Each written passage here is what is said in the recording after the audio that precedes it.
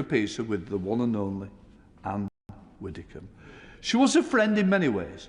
Politically we may not agree, but she was, without doubt, a courageous, principled politician, and all of her flaws with family and her friends. Yeah. Order, order. We now come to questions. Secretary of State for Home Department, Lorraine Beavers. Thank you, Mr. Speaker. Kiana Dawes was pushed into taking her own life. Oh, sorry, question one. Minister. Can I associate myself and my colleagues with your remarks about Ann Widdecombe, Mr. Speaker? Ann was a minister when I was doing my politics A-level, and she has been a firm part of our political life for the last 3 decades. May she rest in peace. With permission, Mr. Speaker, I will answer questions 1 and 2 together. We are rolling out domestic abuse protection orders across England and Wales and have trebled the number of forces with domestic abuse specialists in control rooms under Reneem's law. We have established the National Centre for Violence Against Women and Girls and Public Protection to transform the response to VAUG. Thank you, Mr. Speaker.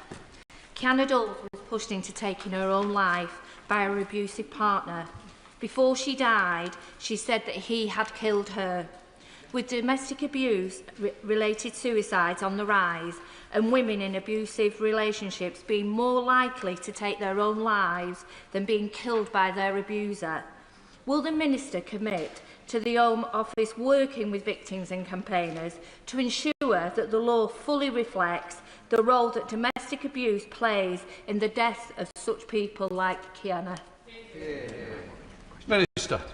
Can I thank my honourable friend for raising such an important issue? And the answer, of course, is yes. We are funding research with all police forces to better capture information and inform our response. The Law Commission is reviewing homicide law, including the use of manslaughter offences where abuse may have driven someone to suicide. I know that the former Minister, the member for Birmingham Yardley, was working hard on this, and I know that the new Minister will be too. Jonathan Day.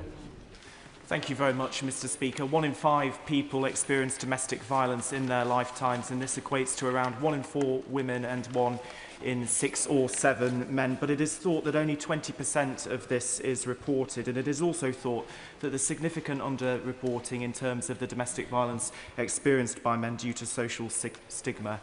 So what steps is the department taking to understand the scale of this problem and to drive action? My honourable friend's right to raise this issue. Too many victims, including men, do not feel able to report domestic abuse, and we must change that. We recognise that there are additional barriers that male victims face, and that has been set out in a dedicated explanatory note alongside the VAUG strategy, and the Home Office funds the Men's Advice Line to help male victims access support. Thank you, Mr. Speaker. Intimate image abuse is increasingly being used to threaten, control and exploit women and girls after relationships break down. Yet police have no power to require the deletion of those images if they were obtained consensually. What steps is the Minister taking to close that gap and better protect victims? The Honourable Lady is right to raise that, and we are working hard on that. As she knows, there is a huge amount of work going on in terms of the law that has just been passed, the Police and Crime Act, and the Violence Against Women and Girls strategy. Of course, we will continue to do everything we can. John Mill. Thank you, Mr. Speaker. One of my Horsham constituents, a victim of abuse, has seen her abuser let off with a suspended sentence after the case took too long to go to trial. She now has to live with a debilitating illness caused by her abuse, while her abuser gets to carry on with his life. Court delays are of course bad in any case, but for victims of abuse, there can be an extra hardship. So does the Minister think that we need to think of some special provision for such cases? Honourable gentleman's right to raise the issue of court delays, and we have a whole strategy led through the Ministry of Justice to make sure we speed up those court cases, and he's right to highlight the particularly impact of those. We are ramping up the support that we give to victims and making sure we are helping people, trying to give them information about what is happening even when there are delays, and of course we'll listen to his question very carefully. Dr. Zubia Hammer. Please, Mr. Speaker. Thank you, Mr. Speaker. Before I answer this, may I briefly say what is on the minds of many in this House and pay tribute to Ann Widdecombe, a true public servant, and I will shortly make a statement about Ann and the ongoing police investigation. In relation to question number 3, Mr. Speaker, this government committed to end the use of asylum hotels, this Parliament, and we are on track to deliver just that. We have brought the number of hotels down from 213 in July 2024 to fewer than 117 today, meaning 1 in 5 hotels open at the election are closed now. And we continue to move people into more basic accommodation, speed up case working and remove record numbers of people from this country. Mr. Speaker, can I commend my honourable friend for the way she's gone about reducing the amount of hotel use in this country after the shocking legacy that was left behind by 14 years of the last government. She will know these hotels have become a source, unfortunately, of right-wing intimidation, violence and community cohesion and tension. Can she reassure me in Scotland in particular that as families are moved out of these hotels, that the accommodation they are put in is not only appropriate for them, but also appropriate for the communities in which they are housed? I thank my honourable friend for his question. Let me reassure him we work closely with local authorities, accommodation providers and safeguarding partners to ensure that families and vulnerable individuals receive the support that they need throughout any move, and that is true across the whole of the UK. We do understand that hotels themselves can impact community tensions, and whilst people have a right to protest peacefully, nobody has the right to intimidate communities or vulnerable families. Thank you, Mr. Speaker. And just building on the last question, RAF Linton on Ouse, where 1,500, up to 1,500 asylum seekers may be put, will be open gates. And it's a village of 600 adults, and close to that is a primary school. So may I ask the Home Secretary, in light of the comments about community cohesion not being in schools nursery, will she now rule out RAF Linton on Ouse as an inappropriate site because of the proximity of the primary school? Let me say to the honourable gentleman, no decision has been taken, and all of these factors, including other community assets, schools, community facilities, are taken into account as part of the decision-making. Thank you, Mr. Speaker. The government and I inherited 3 asylum hotels in Bournemouth, and I know that the Minister is working through a complicated process to close the hotels in Bournemouth. I have asked on the 5th of January, the 9th of February, the 9th of March, the 8th of June, and today, whether the government have positive news about the closure of any of the asylum hotels in Bournemouth. Can the Minister give an update, please? Home Secretary. Let me thank my honourable friend for the tremendous campaigning that he has done in this House on behalf of his constituents, and let me say to him there may be further good news to come, but this government has a commitment to get out of all asylum hotels by the end of the Parliament, and we are on track to do that. Sir Julian Lewis. Thank you, Mr. Speaker, and can I thank the Home Secretary for what she said about Anne, whom I first met over 50 years ago, and she was as formidable as an undergraduate as she later became in later life as a mature politician. I believe that nobody other than the present Home Secretary on the Labour benches could do more to tackle the asylum problem than she is doing. But having said that, this strategy of moving people out of hotels and into camps or dispersing them can only ever work if other people are not coming in constantly to replace them. So what plans does she have for truly deterring people so that they know that if they embark on a small boat, they will physically not be allowed to melt into British society in the future?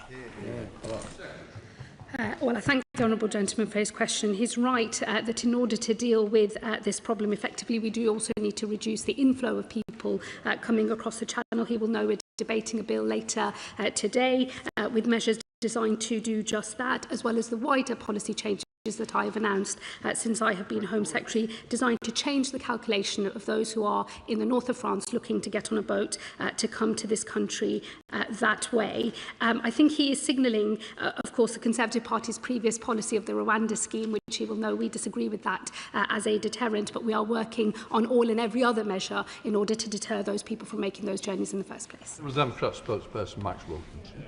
Thank you, Mr. Speaker. The NAO reported last year that the cost of Asylum accommodation contracts had more than tripled from under 5 billion to more than 15 billion. Clearly, they're bad value for money, they're bad for communities, and they're bad for the asylum seekers themselves.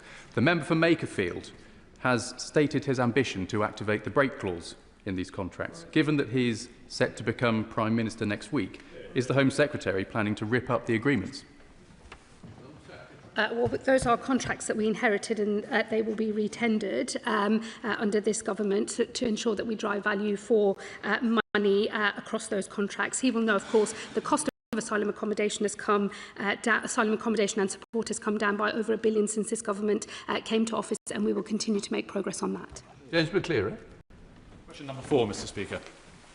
Home Secretary. Thank you, Mr. Speaker. We have made the landmark commitment to halve the levels of violence against women and girls in a decade, and already we are taking action. We will prevent children from taking, sharing and viewing nude imagery on their smartphones and tablets. We have invested £53 million to tackle the highest harm perpetrators, and we've protected over 1,000 victims through domestic abuse and protection orders. Our ambition is clear, and there is much more work to be done. James McCleary. Speaker, Sussex is in the grip of a crisis of violence against women and girls. In the county, only 3% of reported rape cases ever make it to trial. And for the few that ever get their day in court after distressing delays, just 53% see a conviction, which is 10% below the national average. It's therefore no surprise that so many women in the county have so little faith their abusers will ever see justice. Operation Soteria was launched in 2021 to overhaul how rape and other serious sexual offences are investigated and prosecuted, yet there appears to be little progress in Sussex. So can the Secretary of State update the House on the progress of Operation Soteria and set out what action she is taking to improve the investigation and prosecution of rape cases in Sussex? Thank you. Well, let me say firstly to the Honourable Gentleman that I do recognise that rape and sexual offences can have a devastating impact on victims, as can the process leading up to an investigation and hopefully a charge, and those rates are far too low. I'm happy to arrange a meeting for him with the Policing Minister to talk about the specific issues in Sussex, but all forces are implementing Operation Soteria, which is designed to support officers and prosecutors build the strongest case through tools, training and guidance. And I have, of course, also asked all forces across the whole of the country to implement specialist rape and sexual offences teams by the end of this Parliament. Right. Thank you, Mr. Speaker. I've had a number of cases in my constituency where male perpetrators of domestic abuse use their partner's immigration status as a tool to control and abuse them. So women feel unable to report crimes of any kind because they're worried about their own immigration status. So could the Minister, the Home Secretary, outline what the Home Office are doing to protect women from this form of abuse? Yeah.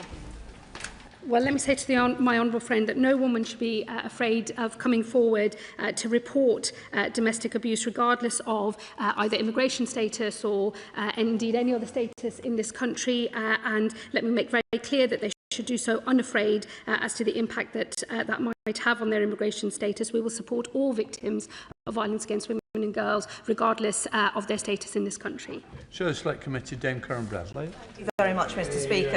And can I associate myself with your and the Home Secretary's comments about Ann Widdecombe? She was a formidable human being and somebody that we all are thinking about very much at this time. Now, this week, in light of that news, the safety of politicians is something that we should all consider. And the Home Secretary may be aware of the situation of District Councillor in Staffordshire Moorland, Councillor Jill Salt, who has been the victim of sexualised AI images. Now, I don't agree with Councillor Salt on many things, but on this I stand in total solidarity with her. So will she join me in condemning the comments of Reform Councillor Dave Poole, who said that Councillor Salt needed to grow bigger balls in order to do the job? Let me say to the Honourable Lady, I think that those comments are a disgrace and that I would hope all members across this House, regardless of their party political persuasion, would take a unified stance on all instances of either violence against women and girls, threats, abuse, the creation of explicit sexual images, and indeed those that break the law as well. And let me say that message clearly from this dispatch box, and I hope it's one shared across the House. Christopher Vince. Thank you, Mr. Speaker. A report by the National Audit Office in January 2025 said that there was a lack of buy-in by other departments when it came to previous violence against women and girls strategy. We know that if we're going to tackle violence against women in my constituency of Harlow, but across the UK, we need to ensure that this is a cross-party work and that departments don't work in silos. So what is the Home Secretary doing to ensure that is the case? Well, let me assure my honourable friend this is a cross-government strategy, a cross-government commitment. It has been led by the Prime Minister himself directly, who has got government departments together to knock heads together and to make sure that everybody is equally committed. I'm sure that won't change regardless of what may happen in the very near future. Let me assure him this remains a cross-government strategy, and I hope that it is one that does have support across parties as well. Shadow Minister Katie Lamb.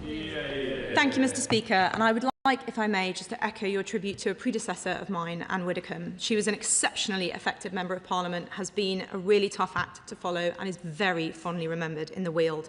On behalf of those of my constituents she served for decades, a role she fulfilled with outstanding dedication, I'd just like to say thank you. Last week, I met a group of victims and survivors of the most appalling sexual violence, like Angela. It's not her real name, but Angela was first raped by her stepfather at the age of 8. He then sold her to men for sex to pay off his gambling debts. He was sentenced to just 10 years in prison, and now, having served only 6, is being let out early by the government. My question to the Home Secretary is one that those women were asking. Why did they endure the years of pain and danger it took to have their abusers put in prison, only for this government to let them out again after such a short time? Well, let me say to the Honourable Lady, of course I recognise the strength of feeling and the experiences of all of these victims and survivors of the most appalling abuse. And I'm pleased that in this case that justice was sought through the criminal justice system. Too often many victims don't come forward at all. She will know that what the Justice Department are focusing on is to make sure that we do not run out of prison places in this country.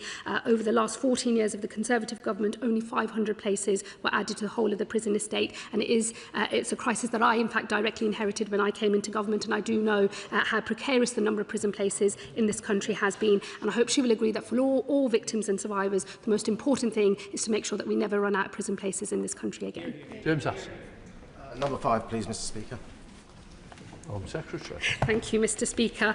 With your permission, I will group this question with questions 7, 9, 15, 20 and 22. Last year saw over 3,000 illegitimate premises raided and nearly 1,000 arrests. I have provided £30 million of additional funding over the next 3 years to go even further, and as a result, thousands more businesses will be raided, hundreds will be arrested, and millions in cash will be seized as part of a permanent national crackdown. James Hudson. Thank you, Mr. Speaker. High street crime and shoplifting remains a key concern for my constituents who have seen some pretty awful examples. My local police have had some successes, and they are running local initiatives on high streets that are starting to deliver results. Can I ask the Home Secretary, because there will be other such examples around the country run locally, can we make sure, as well as national initiatives, we are gathering together those localised ones and those local successes, bringing them together and sharing that good practice to make sure we're bringing it all together as part of an attempt to clean up our high streets? Well, let me thank my honourable friend and pay tribute to the work that is happening in his local area. And let me reassure him that we are working from the Home Office very closely with our colleagues in the Communities and Local Government Department as part of the government's wider strategy for high streets. This is, of course, a criminality-focused crackdown to deal with some of those businesses that we know are front organisations for other criminal behaviour. But we will be working with our colleagues closely, and I'll make sure that all of those good examples are used as a spur for others to take action too. Patrick Hurley. Thank you, Mr. Speaker. These criminals on the high streets, they move quickly, but the government response has tended to be too slow over many years. So, can I ask, when will the current pilots finish? How will success be judged? And when will every town in Britain be able to say that they benefit from what works? Well, firstly, let me say to my honourable friend, this is not a pilot. It is the real thing. I've made funding available to every force area in the country to take part in this national crackdown. And in addition, I provided enhanced funding to 3 hotspot areas where the need is greatest. But success, I would say to my honourable friend, means more shops closed, more criminals arrested and more cash seized. Matt Toman. Thank you, Mr. Speaker, and I thank the Secretary of State for her answer. Residents in my constituency of Watford are concerned about crime on the high street, whether that's theft, antisocial drinking and drug use, or violence and hate crime. Does my right honourable friend agree with me that it is only thanks to this Labour government that we are finally getting a grip and dealing with it. I thank my honourable friend for his question, and we are certainly starting that long road to making all of our communities safe. We've made good progress so far in this Parliament with knife crime and knife homicides down very significantly, and there are of course 3,000 additional police officers and PCSOs in neighbourhood policing as well. We will make more progress as the government rolls out the measures in our Crime and Policing Act, as well as the wider High Street strategy, which will include the crackdown that I have announced, but is part of wider work with the Communities Department. Will Jones. Thank you, Mr Speaker. Many of my constituents want to see tougher action against the criminals who hide behind businesses such as the rogue barber shops and the vape shops and the mini-marts, a blight on many high streets in my constituency. So can the Home Secretary update the House on what the government is doing to tackle this type of offending and get these dodgy shops closed once and for all? Well, I thank my honourable friend, and that is precisely what this new national crackdown is designed to do. The additional money will put more officers on the street to raid these dodgy shops and other premises, and we're also providing funding for trading standards and HMRC as well, because we know that this is a multi-layered problem and it does require assistance from other professionals as well. Immigration enforcement will also receive additional funding as part of this crackdown. We are determined to make sure that our high streets are safe places for communities to use. Harpley Tupple. Not here. Jill Jump. Thank you, Mr Speaker. Many seaside towns like Rhyl and Colwyn Bay in my Clwyd North constituency are working really hard to regenerate their high streets and attract investment. Can the Home Secretary confirm that the High Streets Organised Crime Unit will ensure that coastal towns facing issues with organised criminal activity receive the same support as larger urban centres? Let me very clearly offer my honourable friend that reassurance. The nationwide crackdown, which is led by the National Crime Agency, will involve enforcement activity across the country, including in coastal areas like hers. Enhanced funding is currently available for all police forces to bid for via the National Crime Agency, and I'd encourage my honourable friend to make sure her force is involved. Alberta Costa. Thank you, Mr Speaker. Why was the effectiveness of the High Streets Organised Crime Unit completely lacking when 2 weeks ago BBC journalist Sue Mitchell and her excellent team exposed the case of Mr Twana Jamal working in such a high street business right next door to my constituency office? And why has the Home Secretary and none of her ministers had the courtesy to respond to my correspondence asking for an urgent meeting on this nationally significant case involving a convicted human trafficker? Well, let me say to the honourable gentleman, I'm not aware of his correspondence, but I will chase that up when I get back to the department later this afternoon and ensure he receives an appropriate response. He will know, of course, that there is a live investigation at the moment, so I can't comment on any of the details of that, and certainly not the operational details of that, but I will make sure that he is updated in an appropriate way, given he's a local Member of Parliament. Lee Dillon. Thank you, Mr Speaker. High streets are already under pressure, as I've seen with our local fight to keep the Thatcham and Hungerford post office open, and retail crime and antisocial behaviour make that pressure worse. So can the Minister expand on how the High Streets Organised Crime Unit remit will extend to smaller market towns like Hungerford, Thatcham and Newbury, and villages like Lambourne? Well, let me assure the honourable gentleman it is a national crackdown. It is led by the National Crime Agency, and I have provided funding for all forces, regardless of the type of area that they represent, to be able to bid in order to get the enhanced activity in their areas. And I would encourage him to talk to his force about what they are doing to make sure that they get their share of that money. Sir Ashley Fox. Mr Speaker, Bridgewater High Street has many excellent independent businesses like Styles Menswear, Soda and Rye, and Elise and Louis. But there are also too many dodgy Turkish barbers and criminal enterprise selling illegal cigarettes. So will the Home Secretary outline what additional she will give Avon and Somerset Constabulary to get rid of this menace on our high streets? Well, let me say to the honourable gentleman, I recognise the strength of feeling across the House, and I feel it myself as a constituency member of Parliament when we see these premises open up and everyone in the local community knows that they're dodgy and that they're involved in all sorts of other criminality and are front businesses, and that is why I've announced this crackdown. It will apply across the country. The National Crime Agency will take the lead on that, and I would encourage his force also to think about how they might benefit from the funding that has been made available. Thank you, Mr. Speaker. The High Street Organised Crime Unit is a welcome step to take illegal vapes off our high street, but organised crime gangs are then moving with impunity online, where enforcement is a lot less rigid. So what is her department doing for stopping that it is such an easy thing to move from illegal trading on our high street to illegal trading online? Well, let me say to her firstly, I think she raises an important point about illegality online, and of course the government, the Home Office has an interest in that, but also other government departments, and we will continue to work with partners across government to make sure we're doing everything we can to clamp down on the platforms that enable illegality. But she will recognise that the physical presence of these many thousands of businesses across our country in our high streets has had a very damaging impact on local communities. And I think in that context it is right that this Home Office and this government is focused very specifically on the physical locations of these businesses to make sure that we are driving out the criminality and the antisocial behaviour that has left too many of our high streets no-go areas for local communities. Shadow Minister. Thank you, Mr. Speaker. Dodgy vape shops are a scourge on our high streets, but even more horrifying are some of the people who run them.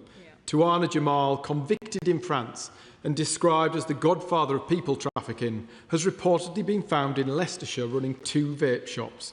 Does the Minister agree that this demonstrates the need for stronger powers to tackle rogue vape shops and organised crime? And if so, why has the government cut funding to regional organised crime units and opposed stronger closure powers for the police and local councils? Well, the government hasn't opposed stronger closure powers, and in fact the government is currently consulting on a planned increase of closure orders from 6 months to 12, and we'll be bringing forward legislative measures very shortly, and we're also looking at the separate regime in relation to closure notices as well, none of which of course was acted upon when he and his party were in government. With your permission, Mr. Speaker, I will group this response with question 16. The Government remains grateful to the British public for the generosity shown to Ukrainians who sought sanctuary in the UK. The Ukrainian scheme provides a substantial offer of support and demonstrates our commitment to the Ukrainian people. Government has been clear from the outset that this offer of sanctuary is temporary. That position has not changed. We continue to consider future arrangements for Ukrainians in the UK and will provide an update on longer-term arrangements in due course. Ukrainian constituent Artem is currently seeking to apply for a funded apprenticeship, having now been educated here in the UK.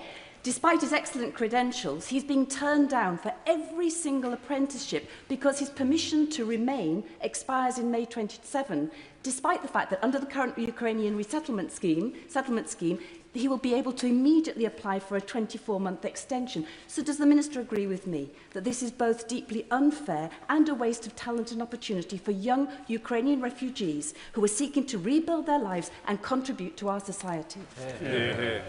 I am sad to hear of that case. Of course, the Honourable Lady does partially answer the question for me in the sense that what we have done in government is made sure that the extension period that Artem will be eligible for is a 24-month one to give greater certainty, yes, to individuals about their future, but employers and course leaders too to take a longer view in light of those opportunities available to Ukrainians in the UK. Wendy Jim. Thank you very much, Mr. Speaker, and I echo the comments of my honourable friend. Can I take this from the other side, that this lack of certainty is actually challenging for those Ukrainians who are looking to return to Ukraine? My team are currently dealing with a situation where a family who are looking to go back to Ukraine are not being allowed to access the savings from their bank. Can we get some support and guidance to help people who are thinking about going back to be able to do so? Well, of course, when people do wish to move back, we would want to support that in any which way we can. I have to say the savings point is a new one to me, so if the Honourable Lady was to write, I'm sure we'd help in whatever way we can. Ms Murray. Thank you, Mr. Speaker. I'm drawing your attention to my declaration of interest. There is some scepticism among the public about refugees, but despite the fact that twice as many people came to this country from Ukraine as crossed in small boats, there has been no public outcry, there is no public unrest. Does the Minister agree with me? That is because the public recognise that refugees who come here fairly, in a legal way and with proper support are absolutely welcomed by the British people. And what conclusions is the government drawing from that as they've created their new scheme around safe routes? The honourable member raises a very, very important issue here. I know from my own community where sometimes that immigration conversation is very difficult indeed, that those same people who raise frustration at the lack of order and control in the system as inherited from our predecessors were the same people who leaned into the Ukrainian scheme, same people who've leaned into the Hong Kong BNO scheme, same people who've lent into the Afghan resettlement scheme and the Syrian scheme. The message I take from that is that when the British people see that systems are ordered and controlled, and that for those who get protection or those who need it, and we know who's coming, then they lean into it. And that, of course, is the spirit of our reforms to the system, and I hope the honourable gentleman, indeed all honourable and right honourable members, will support us in that venture with our legislation this evening. Lee Pitcher. Mr Speaker, question number 8. Minister. The figure in the question represents the maximum number of animals expected to be used under licences granted in early 2026 for up to 5 years for the purpose of benefiting humans, animals or the environment. Animal use may only be authorised where no suitable alternative exists. The Government remains committed to accelerating the replacement of animals in science wherever possible. Lee Pitcher. Thank you, Mr Speaker. The statistics published just last week show that 2.54 million scientific procedures involving animals were carried out in Great Britain in 2025. This represents a decrease of just 4% compared to those in 2024, but a 9% increase in experiments on dogs and a 13% increase on those using monkeys. Does the Minister agree that greater urgency is needed to accelerate the phase-out of animal testing, and will she consider the merits of a clear long-term plan such as that set out in Herbie's law? Yes, I do agree that greater urgency is needed to accelerate the phase-out of animal testing, and I welcome to that point the government's strategy, which was published and backed by £75 million to do just that. DCIT has committed to publishing clear timelines for specific actions, and I very much look forward to seeing them. Edward Mrower. 10, please, Mr Speaker. Can I just take this opportunity, Mr Speaker, to pay tribute to PC Jess Turnbull, a PC who died in the line of duty just aged 18, and I attended her funeral along with other colleagues on Friday. It is a reminder, if any were needed, of the price that we ask of our police officers.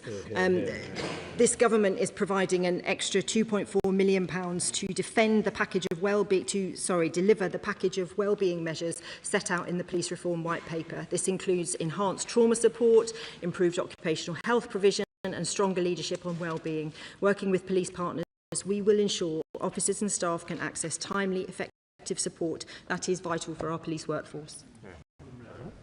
Thank you, Mr Speaker. A police officer and constituent reported a senior colleague for sexual assault.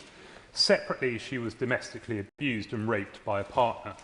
Her domestic abuser was arrested with bail conditions preventing contact, but in her trauma-induced state, she continued to instigate contact and was subjected to a police misconduct proceeding. Despite experiencing severe trauma, including a suicide attempt, evidence about her mental health and welfare was not considered. She will never be a police officer again. So what steps will the Minister take to ensure police forces adopt genuinely trauma-informed misconduct processes for officers who are victims of sexual assault, rape and domestic abuse? Can I just say how sorry I am to hear about the situation of his constituent, and of course would be very happy to talk in more detail about that case so that we can learn the lessons. We are looking at what happens during misconduct cases and what happens in terms of the support that is given to officers. There is also a particular issue around domestic abuse that is suffered by police officers, where we are trying to ensure, working with women's organisations and others, that we get this right. Thank you, Mr Speaker, and I thank the Police Minister for her answer to my written question confirming that the Home Office does not collect data on PTSD in police officers. I wonder if she agrees with me that either the Home Office or police forces do need to have this data so we can understand the scale of the problem and support our officers accordingly. I agree that we need to be doing all that we can to record data. We're looking at data on suicide, for example, as my honourable friend knows, and making sure we have the right information there. We are expanding our psychological risk assessments from 50,000 to 150,000, and that will hopefully also give us more information that we can use. But I stand with him in wanting to support our officers in any way we can. Funton Flynn. Number 11, please, Mr. Speaker. Minister. Thank you, Mr. Speaker. This government recognises the importance of a prompt announcement on visa numbers to enable the agricultural industry to plan and prepare. The UK government is committed to supporting the UK horticulture sector, but it is also important that the sector reduces its ongoing reliance on significant numbers of seasonal workers from overseas. We're engaging closely with the sector and other stakeholders and will announce the number of seasonal worker visas available for 2027 shortly, in line with usual practice. Thank you, Mr. Speaker. I'm currently taking part in the excellent NFU Food and Farming Fellowship. In a recent visit to a vegetable farm, they told me that the numbers are announced far too late in the farming cycle for them to be able to plan in advance. Now, if we are to have domestic agriculture, we are going to need some seasonal workers. So will the government please look at working with the industry so that we can plan in advance and so that we can actually run our farms and agricultural sector properly? Absolutely. I thank the Honourable Member for his important question, and I will ensure that we work closely with DEFRA, we already are, and engaging with the sector to ensure that the announcement on numbers is timely, as it needs to be, so that they can plan their growers. Swallow. Number 12, please, Mr. Speaker. Minister. Thank you, Mr. Speaker. We assess that the route has been a success. Since it launched, more than 170,000 Hong Kongers have moved to the UK, and thousands have now been granted settlement under the route. The government remains steadfast in its support for the Hong Kong community in the UK and those who will arrive in future.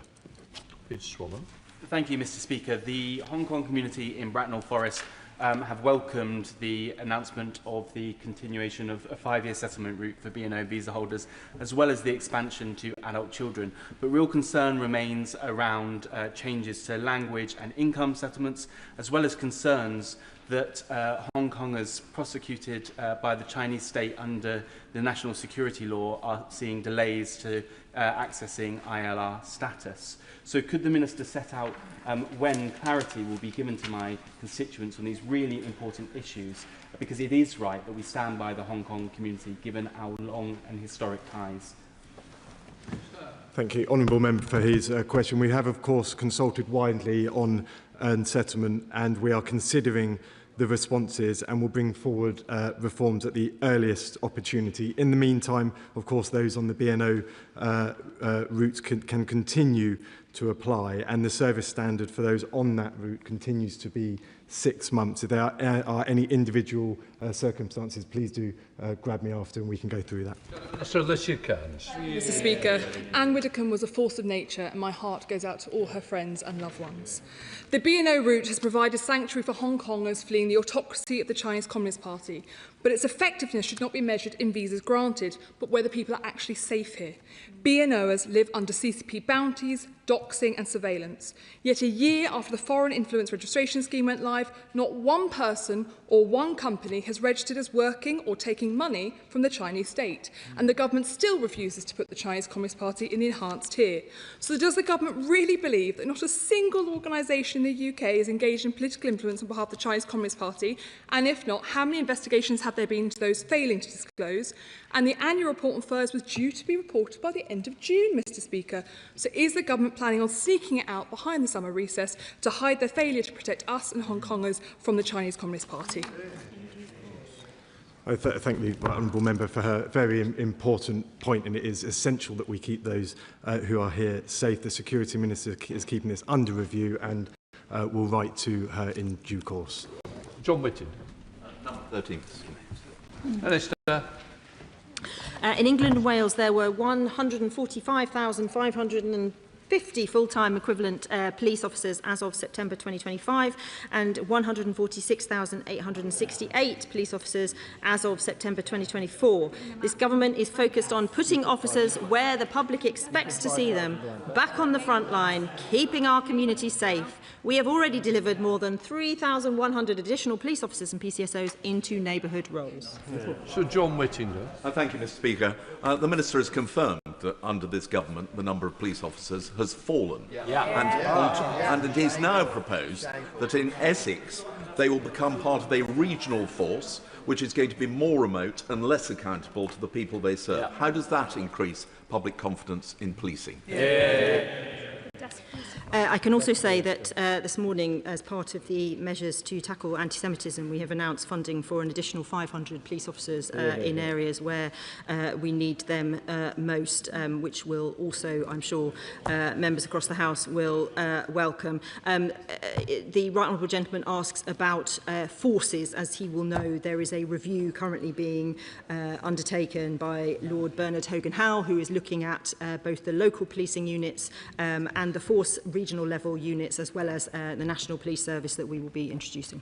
Thank you, Mr. Speaker. I welcome the 48 new neighbourhood officers and PCSOs that have joined Cleveland Police in the last year, but I want to see an overhaul of the National Police funding formula to support the Cleveland area. The Policing Minister has committed to do this, but can she give us further clarity on the timelines for when we can see that formula changed and more officers back on our streets again?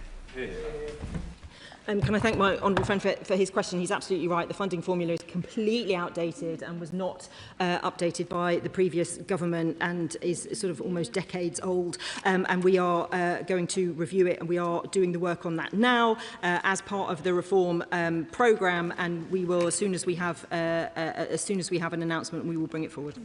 Matt Vickers, Shadow Minister. Thank you, Mr. Speaker. Under the last government, police numbers reached a record high. Labour promised to increase police numbers, but instead we've seen them fall. As the Minister was forced to confirm, down 1,318 in the last year. Is the Minister doing anything to protect the number of officers in response policing so that when people ring 999 in their hour of need, they're not left waiting? As the Shadow Minister knows, and as we replay every time in this place, the previous government cut the number of police by 20,000. They then recruited 20,000 and they put 12,000 of them behind desks, which is not where the public want them to be. We have put 1,300 officers back onto our streets. We will put 13,000 of them back on our streets by the end of this Parliament. And a statistic to end this question, under the last 2 years of the previous government, shop theft rose by 60%. It has just fallen by 1%. We are turning the tide on the terrible crime that the previous government oversaw. Thank you, Mr. Speaker. Number one. Secretary. This weekend, an event in Suffolk was due to be attended by over 10,000 Muslims. Instead, it ended early because the police had become aware of a credible threat to the lives of those present. They acted with speed and skill, and I thank Suffolk Police, Counter-Terrorism Policing and the organisers for their swift and effective response. Thanks to their actions, those attending the UK Ijtima in Barham were kept safe. 12 individuals have now been arrested as part of an investigation led by Counter-Terrorism Police, which they describe as extreme right-wing terrorism related. This investigation is at an early stage and we must give them space to pursue their lines of inquiry, and I know the police will provide further updates. But let me say, we must all stand united against hatred. The actions of a minority are not who we really are as a country, and we should never be defined by those who plot violence against their fellow countrymen and women. Mr. Speaker, given the reports in the press of yet another U-turn being forced on the government by the revolting backbenchers, does the Minister still believe that the qualifying period for indefinite leave to remain should be increased from 5 years to 10? Well, let me tell him it has been settled government policy since last summer, in fact, that the qualifying period will rise from 5 years to 10. The government is consulting on what transitional arrangements may be needed, and we will come forward with settled policy later this year. Speaker, during a coffee morning on the Sherborne estate in Crewe, I spoke with several residents who described persistent and distressing levels of antisocial behaviour in our community, including residents having eggs thrown at their properties. Can the Minister set out what steps are being taken to ensure that antisocial behaviour is dealt with robustly in places like the Sherborne estate? I understand my honourable friend went door to door talking to people about these issues, and I appreciate his efforts in doing that. Our Crime and Policing Act is delivering new and enhanced powers to tackle antisocial behaviour. Respect orders will bear down on relentless ASB offenders, and we have ensured that every police force in England and Wales had a dedicated ASB lead and a local action plan to crack down on these thugs. Home Secretary Criswell. Thank you, Mr. Speaker. I join you in paying tribute to Ann Widdecombe. She was a formidable campaigner who served with huge integrity. She will be missed. And I know the whole House supports the police in delivering justice for Ann. Yeah. Reports today suggest the Home Secretary and the new Prime Minister plan to capitulate to some of their open border MPs on the government's own ILR plans. Previously, the Home Secretary was clear. The changes will apply to those in the country already. Can she now repeat that pledge? Or is the Prime Minister doing his first U-turn before he's even entered Downing Street? Is rather desperate, Mr. Speaker, there from the Shadow Home Secretary. He knows that the position is exactly as was set out in the consultation which was published by this government, where we have consulted on transitional arrangements for those who are already in country. It is settled policy that the qualifying period will rise from 5 years to 10. It is the implementation of that that is being consulted upon, and we will have a settled policy later this year. Well, not quite as clear as she was previously. Mr. Speaker, vile rapist Shabir Ahmed must be deported back to Pakistan along with all eligible rape gang perpetrators. Separately, survivors like Fiona Goddard have said they are terrified at the prospect of rape gang perpetrators being released early from prison in the coming weeks. So will the first Home Secretary firstly bring forward emergency legislation to ensure Ahmed can be deported?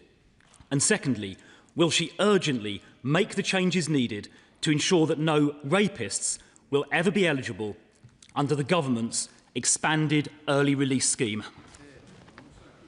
Well, let me say to the Shadow Home Secretary, firstly, he knows that the issues in relation to Shabir Ahmed and his deportation from this country are exactly the same as his government faced when they were in power. There is both a legal challenge as well as a practical one. I will be dealing with the legal issues later today, Mr. Speaker, when we have our debate on the immigration bill, and the government's work on the practical hurdles to deportation continues between myself and the Foreign Secretary and others in government as well. And let me just say to him on releases from prisons, it is his government that allowed the situation in our prisons to get to a dangerous level. We all but ran out of prison places under his government, and under this government we will never run out of prison places again. Mr. Speaker, I recently witnessed outside one of my stations an attempted phone snatch by 3 masked youths on electric bikes, which was fortunately unsuccessful. But at a community neighbourhood safety forum, residents raised with me this was a major concern of theirs. So could my honourable friend outline what progress we're making against tackling phone thefts, and does she agree that the phone companies need to do much more to make sure criminals can't pay and profit from phone snatching? He's absolutely right, and Op Reckoning is delivering the Met's largest ever enforcement response to phone theft, and in the 12 months to May, phone theft in London fell by 18% on the previous year, and it was pretty much halved in the West End, where we see most of that occur. He's right that phone companies need to do more, and if phone theft doesn't continue to fall, we will take further action. Liberal Democrat spokesperson.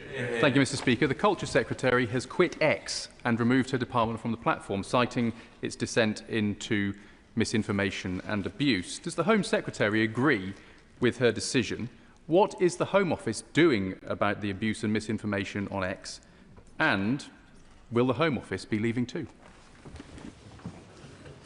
I think everyone in this place is concerned at the rise of hatred and division online, not just on X but on other platforms, and we are looking as a government, of course, led by DCIT and other colleagues, on how we crack down on that, and also how we create a society in which we try to unite people and not divide them, and members in this place have a strong role to play in that. Davies. Thank you, Mr. Speaker. Pennine Domestic Abuse Partnership is a strong example of non-judgmental, trauma-informed support for victims of domestic abuse. For many women, they are the first point of contact. However, for others, the emergency services are the first to respond. So would the Minister clarify what steps can be taken to ensure that this non-judgmental, victim-centred approach is consistently reflected in the police's engagement with victims? My honourable friend is right. A non-judgmental, victim-led approach is exactly what we need, and that is what we are trying to drive through our response. We've established the National Centre for Violence Against Women and Girls to improve the police response to violence against women and girls, and the new trauma-informed first-line public protection programme is piloting in 5 forces this summer, which equips frontline officers with the skills to manage investigations and support victims. Dr. Luke Evans. Thank you, Mr. Speaker. Now, the Home Secretary is boasting about the fact that hotel asylum seekers' numbers are being reduced, but of course they're being moved into HMOs, and the government won't produce the actual figures of how many are going into HMOs, which means places like Hinckley and Bosworth are getting more HMOs. So will the government commit to produce the data to show exactly where people are being moved from and to, so we can see it specifically around HMOs? Because it is not in the data and has not been released in the quarterly data. I'd be grateful for an answer. I'm slightly saddened by the honourable gentleman's question. He and I had a very good conversation about the nature of the supported population in his constituency. He knows that we work very closely under a policy of successive governments for full dispersal, so that the challenge of supporting the supported population is shared more fairly. Where there have been local disproportionate issues, like in postcodes of his own, we were able to make positive changes there. I would have hoped he would have recognised that. But to be very clear on his original point, if he talks about data, the May stats release show a reduction in the hotel population of 35% and an increase. If the honourable gentleman, he can do the questions, he can't do the answers as well. If he was, a reduction in a reduction in 35% in hotel population and an increase in the supported population of less than 1%. Even he can do those maths. Peter Prinsley. Thank you, Mr. Speaker. So on Friday, I met with Barnham Parish Council in my constituency and the head teacher, Amy, of the adjacent primary school. They raised concerns about the proposed accommodation of large numbers of asylum seekers at RAF Barnham. They worry about community cohesion, particularly if large numbers of young men are to be transported into neighbouring towns and villages without access to supervised constructive activity. So will the Minister outline what material steps will be taken to address this problem? I'm grateful to Honourable Friend for that question. I would stress, as my right honourable friend, the Home Secretary, said, that no decision has been taken in respect of this site, and suitability assessments continued. We're engaging with relevant local authorities, health partners, police forces and other partners to minimise the impact on local services and communities in exactly the way that the honourable gentleman speaks. Kieran Mullen. Can I begin by thanking Madam Deputy Speaker for securing a meeting with the Minister with local MPs, councillors and residents of Crowborough, where the Minister heard for himself directly reports of illegal working, groups of young men drinking on the street and the smuggling of alcohol onto the site. If the government is going to force this camp on people, the very least it can do is to ensure that people there play by the rules. Can the Minister introduce breath testing and make clear to anyone drinking on the site that if they're found to fail those tests, their asylum claim will be immediately thrown out? Grateful to the honourable gentleman both for the question and for his time, and for Madam Deputy Speaker's time and advocacy, and indeed local councillors. I was very concerned to hear the reports about those drinking off-site. We are looking closely, as I've said to the honourable gentleman, about making sure that's not doesn't happen. We already block merchant codes on aspect cards to prevent it. We are talking about a relatively small amount of money, £9.95 each week, but we do not want to see that spent on alcohol. The sites themselves are alcohol-free as well. I'm not quite sure that breath testing is the way that we need to enforce it, but nevertheless, I share his vigour to stop it. Joe Powell. Mr Speaker, can I warmly welcome the Government's swift introduction of the National Security State Threats Bill that received royal assent last week. The activities of the IRGC have caused huge concern across the country, and in particular to my Iranian and Jewish communities. So can the Home Secretary update the House on when these new powers will begin to be used to protect our country from hostile state-linked organisations and threats?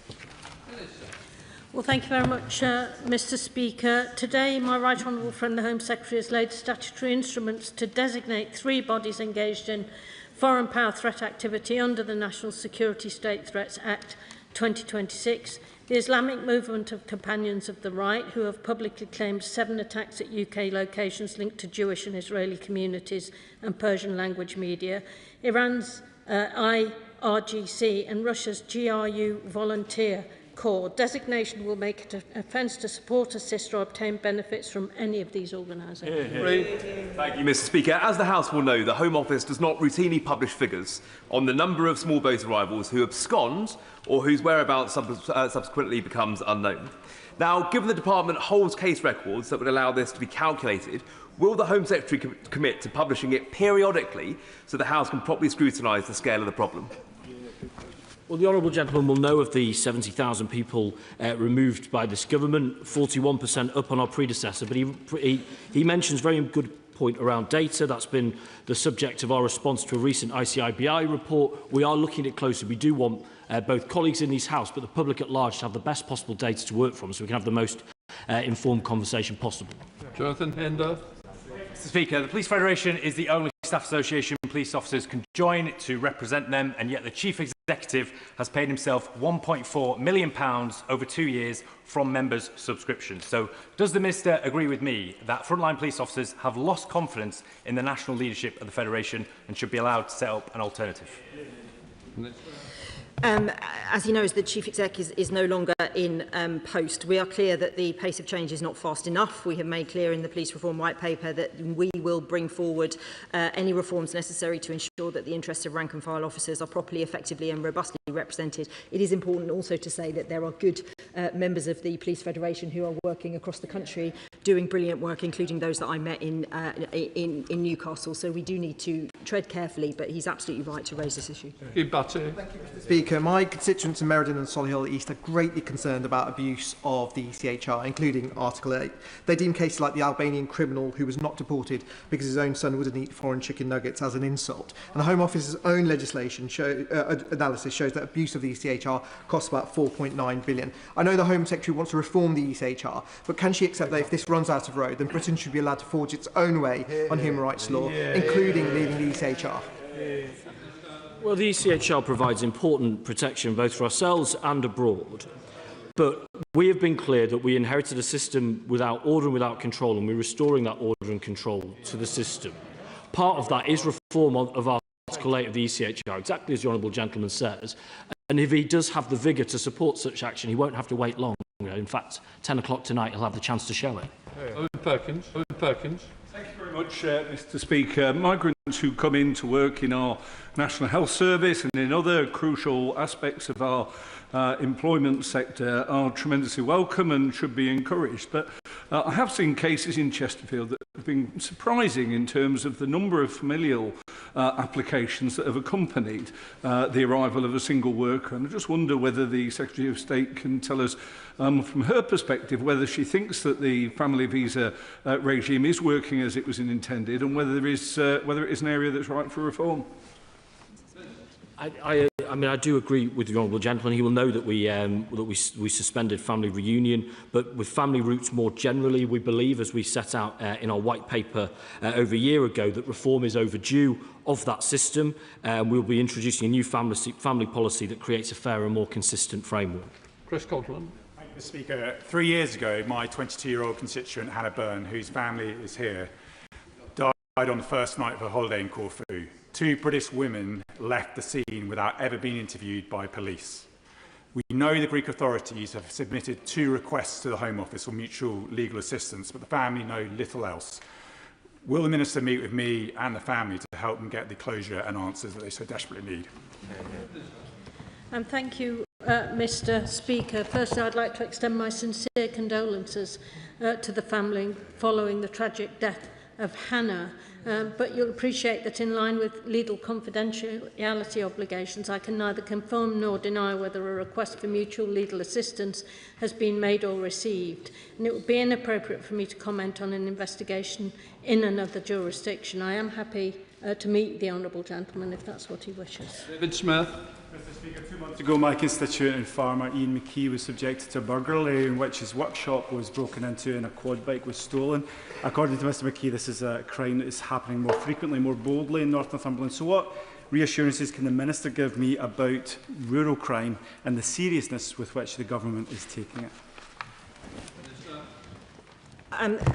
Can I say how sorry I am to see his constituent being a victim of crime in this way? Of course, we are funding the Rural Crime Unit and we are putting neighbourhood police back into every neighbourhood. That includes our rural areas where every single person, wherever they live, will have a named contactable officer that they can get in touch with. We're also, doing what we can in terms of legislation to stop this kind of crime, but I'm happy to speak to him again about it. People shot.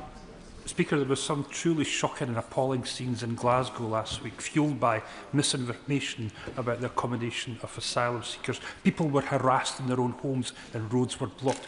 When will they finally take on the spread of misinformation? And will they finally recognise the real threat posed by the right wing who are ready to take advantage and exploit these situations? I mean, we recognise that threat. We monitor hundreds of protests a year. In a democracy, people have to be able to make their case, but that should never tip into harassment, abuse, or the kind of type of disruption that the honourable gentleman talks about. Our job is firstly to fix the system, and I hope he will support us tonight in this venture, but we are very clear we will not accept harassment, intimidation, or any other type of prejudice. Bruce Webb. Thank you, Mr. Speaker. Over the last 2 years, I've led the charge to ask for our Asylum Hotel to be closed. Last week, the final family and individuals left the hotel. Thousands have joined me in calling on Britannia to finally refurbish the Metropole Hotel, which is a massive eyesore on our Golden Mile. So will the Minister join me and thousands of residents in Blackpool calling on Britannia to put the hand in the pocket and finally restore this golden crown jewel on our seafront? Well, Mr. Speaker, like many honourable and right honourable members, I've got very, very fond memories, childhood and adulthood, of Blackpool. And I'm glad to see the Metropole being back on the journey to its proper purpose, because I know that it's a crucial part of the Golden Mile. I'm not sure it's within my ministerial remit to direct refurbishments of hotels. Nevertheless, I want it to be the best possible asset for his community, and I've offered to come with him to help promote the local economy in order to ensure that it is. I thank the Home Secretary and welcome the Government's decision to move to prescribe the IRGC. Many of us campaigned for this and in fact were sanctioned by Iran for doing so. Far too many of our previous Prime Ministers and Foreign Secretaries bought the fallacious argument that this was going to prevent diplomatic relations with Iran. Now the Home Secretary has chosen to do this. How will she enforce this so we quickly stamp out all the activities of this terrible organisation from our country and ensure it never takes root again? I'd say to the honourable gentleman, thank him for his contribution. I would just say that the government has passed new legislation in order to allow for the designation of the organisations that my honourable friend referenced earlier today, and that includes the IRGC. The designation tool means that they are now brought within the context of the National Security Act, and I do expect that when our laws are broken, prosecutions will follow. He knows that we've had some success with National Security Act investigations. I expect that to continue. Thank you, Mr. Speaker. The scabby catching sector in Northern Ireland is currently reliant on foreign seasonal workers.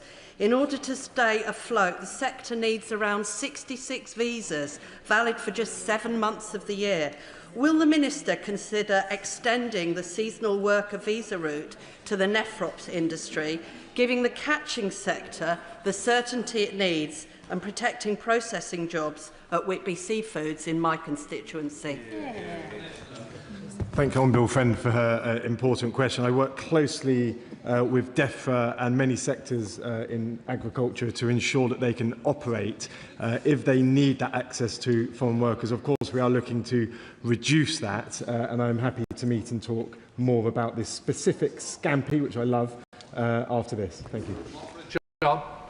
Can I thank the Asylum Minister for his professional courtesy in calling me on Friday to say that the asylum dispersal plans for Stoke Heath in my constituency have now been scrapped, and I'm very grateful for that, and it's a great relief to many residents. It was a completely inappropriate location from the get-go.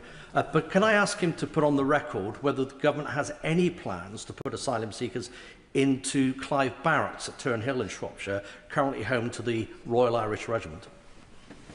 Grateful for that question in the spirit the honourable gentleman offers it. And I would recognise his advocacy in helping us understand that it was the wrong thing in the wrong place. But I know, not totally different to the honourable gentleman's contribution, that now gets followed up with misinformation of people who were planning on creating division through asylum accommodation, now pointing at another site. So to be clear to him and to his constituents, we have proposed 3 new sites, and the extension of time at 2 other ones. Those are decisions not finally made, but those are named sites, and those are the sites under consideration, not his. Final question, Ewan Steinbank. I welcome the Minister's explicit statement last month that he wants to see the Clarendon Hotel opened by the Conservatives closed. When any hotel closes, can my honourable friend confirm that the vast majority of those being moved out will have their accommodation needs met within existing capacity? I'm grateful for that question. I think and talk about the Clarendon Hotel a lot because we are resolute in closing that hotel. But I appreciate his constituents or others wouldn't feel much better if they thought that those bed spaces were just being provided in the immediate area instead. Goal 1 for this government is to reduce demand, and we're seeing positive trends in this space. That's allowing us to close hotels and allow us to close more. So exactly in that spirit, not merely by displacement into dispersed accommodation. As I said earlier, a decrease in 35%, Mr Speaker, in hotel accommodation, an increase in dispersed accommodation of less than 1%. Excellent. Let the front bench change over.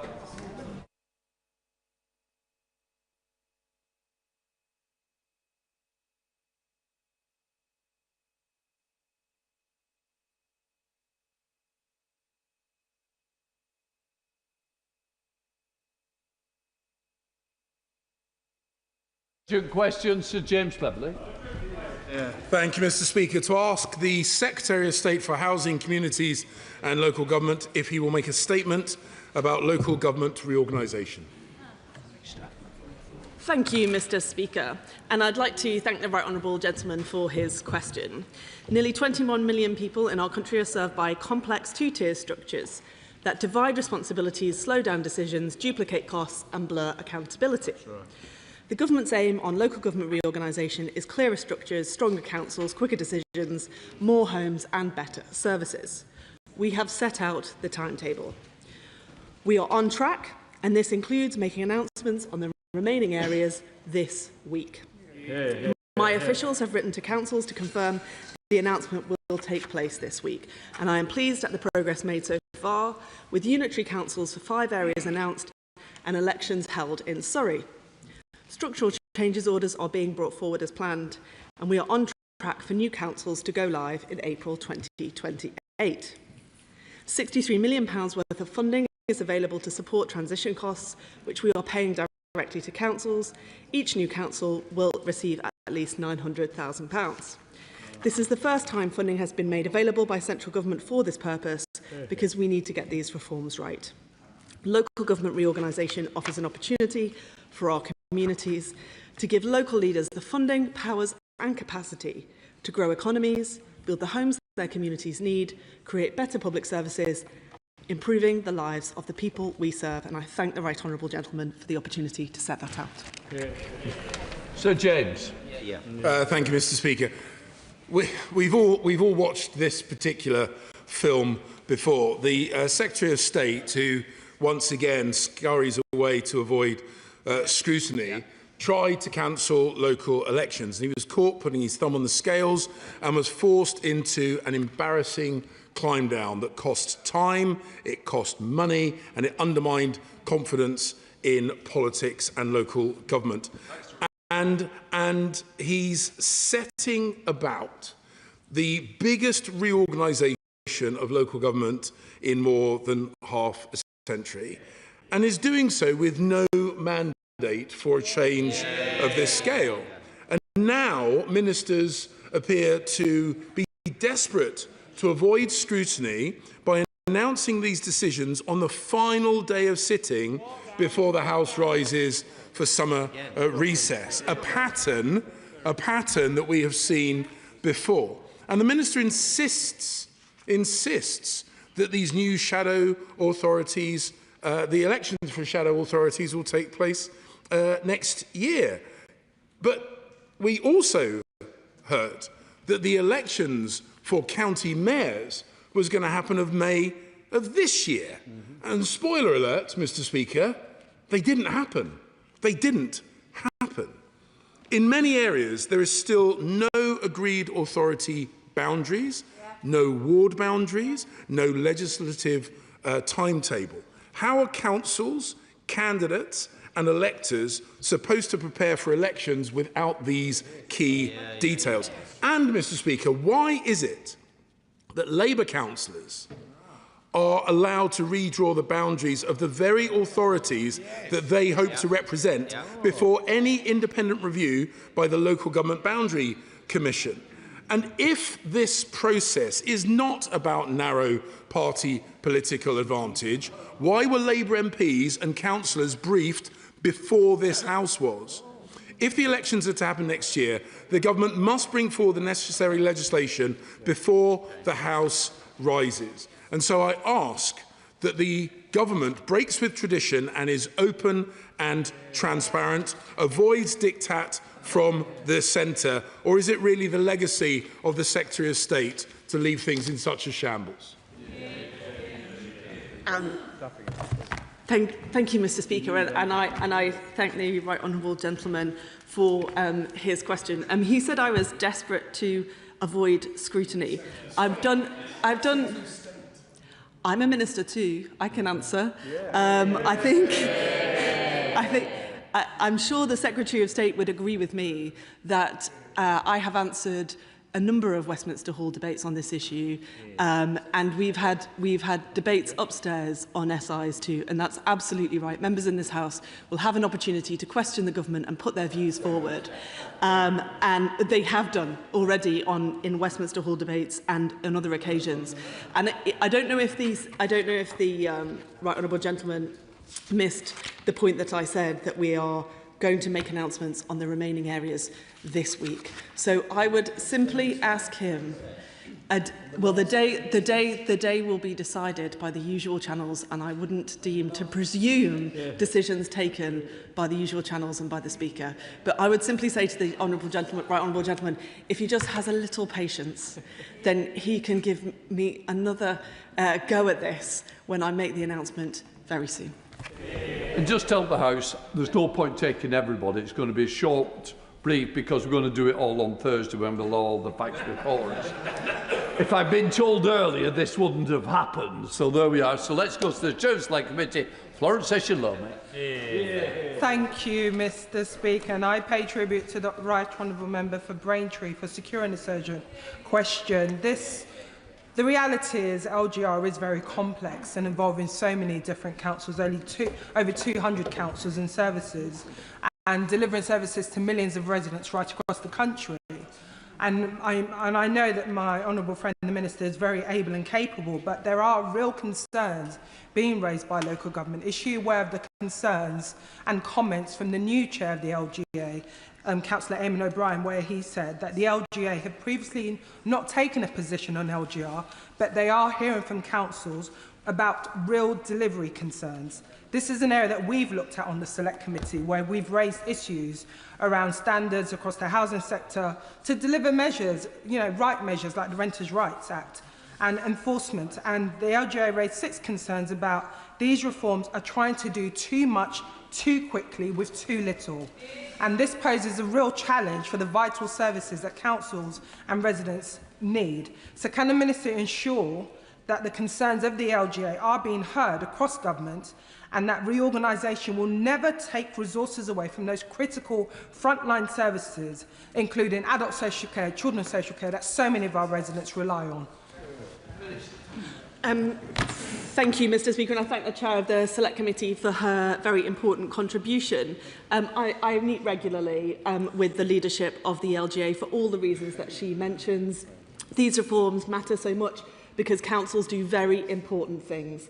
And we've heard from both the Child Poverty Strategy and the Milburn Review the cost of fragmented services to some of the most vulnerable children and young people in this country. So getting this right really matters. As I've said, Mr Speaker, we've allocated £63 million already to support councils, and I'll have more to say on that very shortly. Liberal Democrat spokesperson Zoe. Thank you, Mr Speaker. We Liberal Democrats support genuine devolution because decisions are better made closer to the communities they affect. Yet this Labour government's approach has been top-down, Whitehall diktat from the very start, with councils undermined, residents barely consulted and communities left in the dark about the future of local services, all while councils continue to face significant financial pressure. And I'm deeply concerned that with the member for Makerfield expected to saunter into number 10 within days, members of this House, councils and residents have no clarity about the approach to local government reorganisation that he will take, whether the parameters will change and whether future local elections will be cancelled yet again. So, can the Minister tell the House what discussions she has had with the member for Makerfield about his plans for reorganisation, and will she commit today that no further local elections will be cancelled? Thank you, Mr Speaker. I think the Liberal Democrat spokesperson asked me what conversations I've had with the member for Makerfield. I mean, mainly about Everton and Liverpool FC, I'm afraid, Mr Speaker. Resign. Yeah, indeed. But I can say to her that the work of this government to secure devolution and to reshape local government so that we can grow our economy, build homes and serve our constituents properly has been thought through carefully and is proceeding in line with the timetable. And I am sure that all of us, whatever our views in this House, want to see that succeed. Barry Moon. Oh, he's not standing now. He's changed his mind. Oh, he's standing. No, make your mind up. Gareth Snell then. No. Thank you very much, Mr Speaker. Can I thank the Minister for her answers? But she will know that local government reorganisation is one half of the coin with devolution on the other. And in places like Staffordshire and Stoke-on-Trent, the access to bus franchising, adult skills agenda, spatial planning is the real victory that we look for. So when the announcement comes this week on the new local authority boundaries, is she able to give any insight into when decisions around strategic authorities will be made and when we might have those first selections to those so we can access those devolved powers that we desperately want to? Minister. Thank you, Mr Speaker, and I thank the honourable gentleman for his important question, especially given the state of public transport in many parts of this country, and I will take his question as a request for things I might include on a statement further this week. Sir Bernard. Thank you, Mr Speaker. Can I draw the Minister's attention to a poll conducted by YouGov, which has now been published, which shows that local government reform in Essex is really unpopular. And what's more, the more people are questioned about it, the more unpopular it becomes. So why won't we have a referendum in Essex to find out whether we really want local government reform instead of it just being something imposed by politicians who think they know better? Minister. Thank you, Mr Speaker, and I thank the gentleman for his question. Obviously, like all of us politicians, I pay close attention to opinion polls. Oliver Ryan. Thank you, Mr Speaker. And can I thank the Minister for her listening ear throughout this process? I know she'll make a bigger statement on Thursday, but can I just make a last-ditch attempt to her, while she's making the considerations, to keep Burnley and Blackburn very separate and to prioritise devolution in Lancashire so we can enjoy with the Mayor things like cheaper buses and business investment that the cities enjoy? Minister. Thank you, Mr Speaker, and I thank my friend for his representations. Obviously, I can't respond directly to them, but as ever, I keep the views of members of this House under close watch. Dame Karen Bradley. Thank you very much, Mr Speaker. In 4 days' time, it will mark exactly 2 years since I first explained to ministers how much the people of Staffordshire Moorlands do not want to be part of a Greater Stoke local authority, do not want to have devolution forced on them, and want to have their own say on who makes decisions about what happens in the Staffordshire Moorlands. So can I please implore the Minister, like my colleague, can we please have a referendum in North Staffordshire on what is going to be imposed on us, because we don't want it imposed, we want to have our say. Thank you, Mr Speaker, and I'm sorry to disappoint experienced and knowledgeable right honourable members, but having referenda is not part of the local government reorganisation process, and I think it's very important that we hit the milestones of the timetable as we've set out. Andrew Peck. Thank you, Mr. Speaker. There are several options being put forward in Cambridgeshire Peterborough local government reform which could benefit Peterborough greatly. Could I ask the Minister to reassure us that we will get the announcement sooner rather than later, whatever the announcement is, so we can prepare?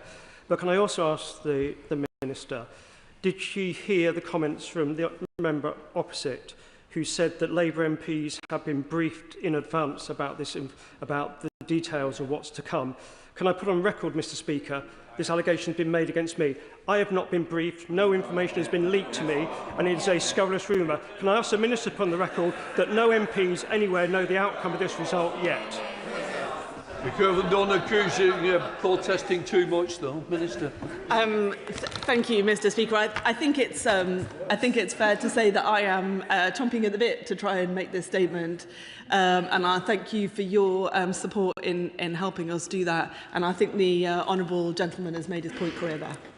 Just to be clear for the record, I think there's been a lot of accusation that people have been briefed. I can assure that I know of no briefing, including myself, which I was hoping I would have had. Daisy Cooper. Thank you, Mr. Speaker. The Liberal Democrat administration at Hertfordshire County Council has made huge strides forward in improving special education needs and disabilities. And we were delighted when the government lifted the improvement notice which had been imposed when the Conservatives were running Hertfordshire County Council. But just as families are starting to feel the benefit, we're really worried that local government reorganisation could disrupt the delivery of both SEND and social care. So can the Minister say a word or two about what support will be given to make sure that those essential services that support the most vulnerable people will not be disrupted by local government reorganisation? Minister. Thank you, Mr. Speaker, and I'd like to thank the honourable lady for her important and serious point. I've been working very, very closely with my colleagues in DfE on this. We've got a big change process underway. I'd be happy to speak to her about it further. Rachel Taylor. Mr. Speaker, and I really welcome the Minister's reassurance that an announcement will be made this week.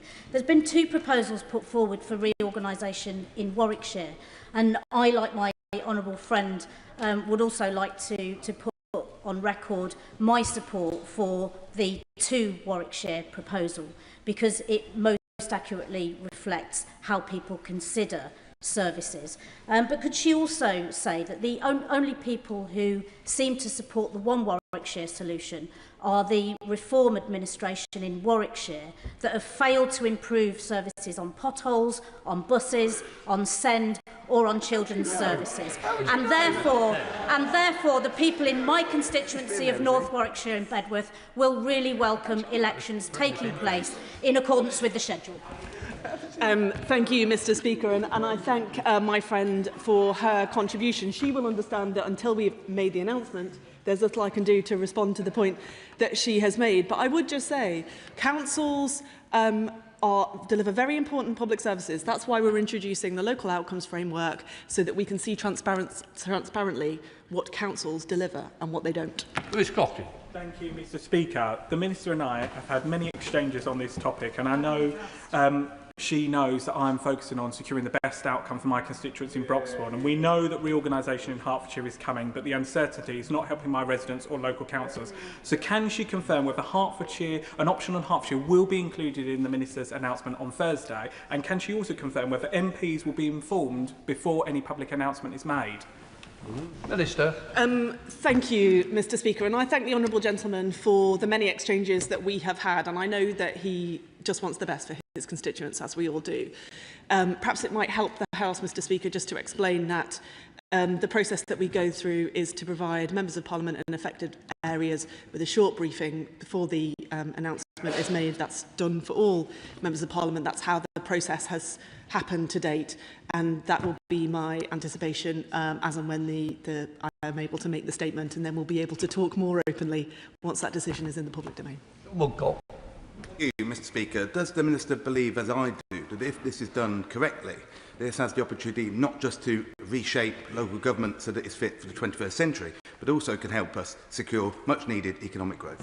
Minister. Thank you, Mr. Speaker, and I'd like to thank my friend for Bambury for that really, really important point. This is not just about constitutional niceties or the importance of councils, crucial though they are, to government in this country. This is also about having the right size of authority to grow our towns and cities and to give young people and everybody in this country the opportunities they deserve. Richard Tice. Thank you, Mr. Speaker. In a week's time, we will have a new unelected Prime Minister, the Member of Parliament for Makerfield.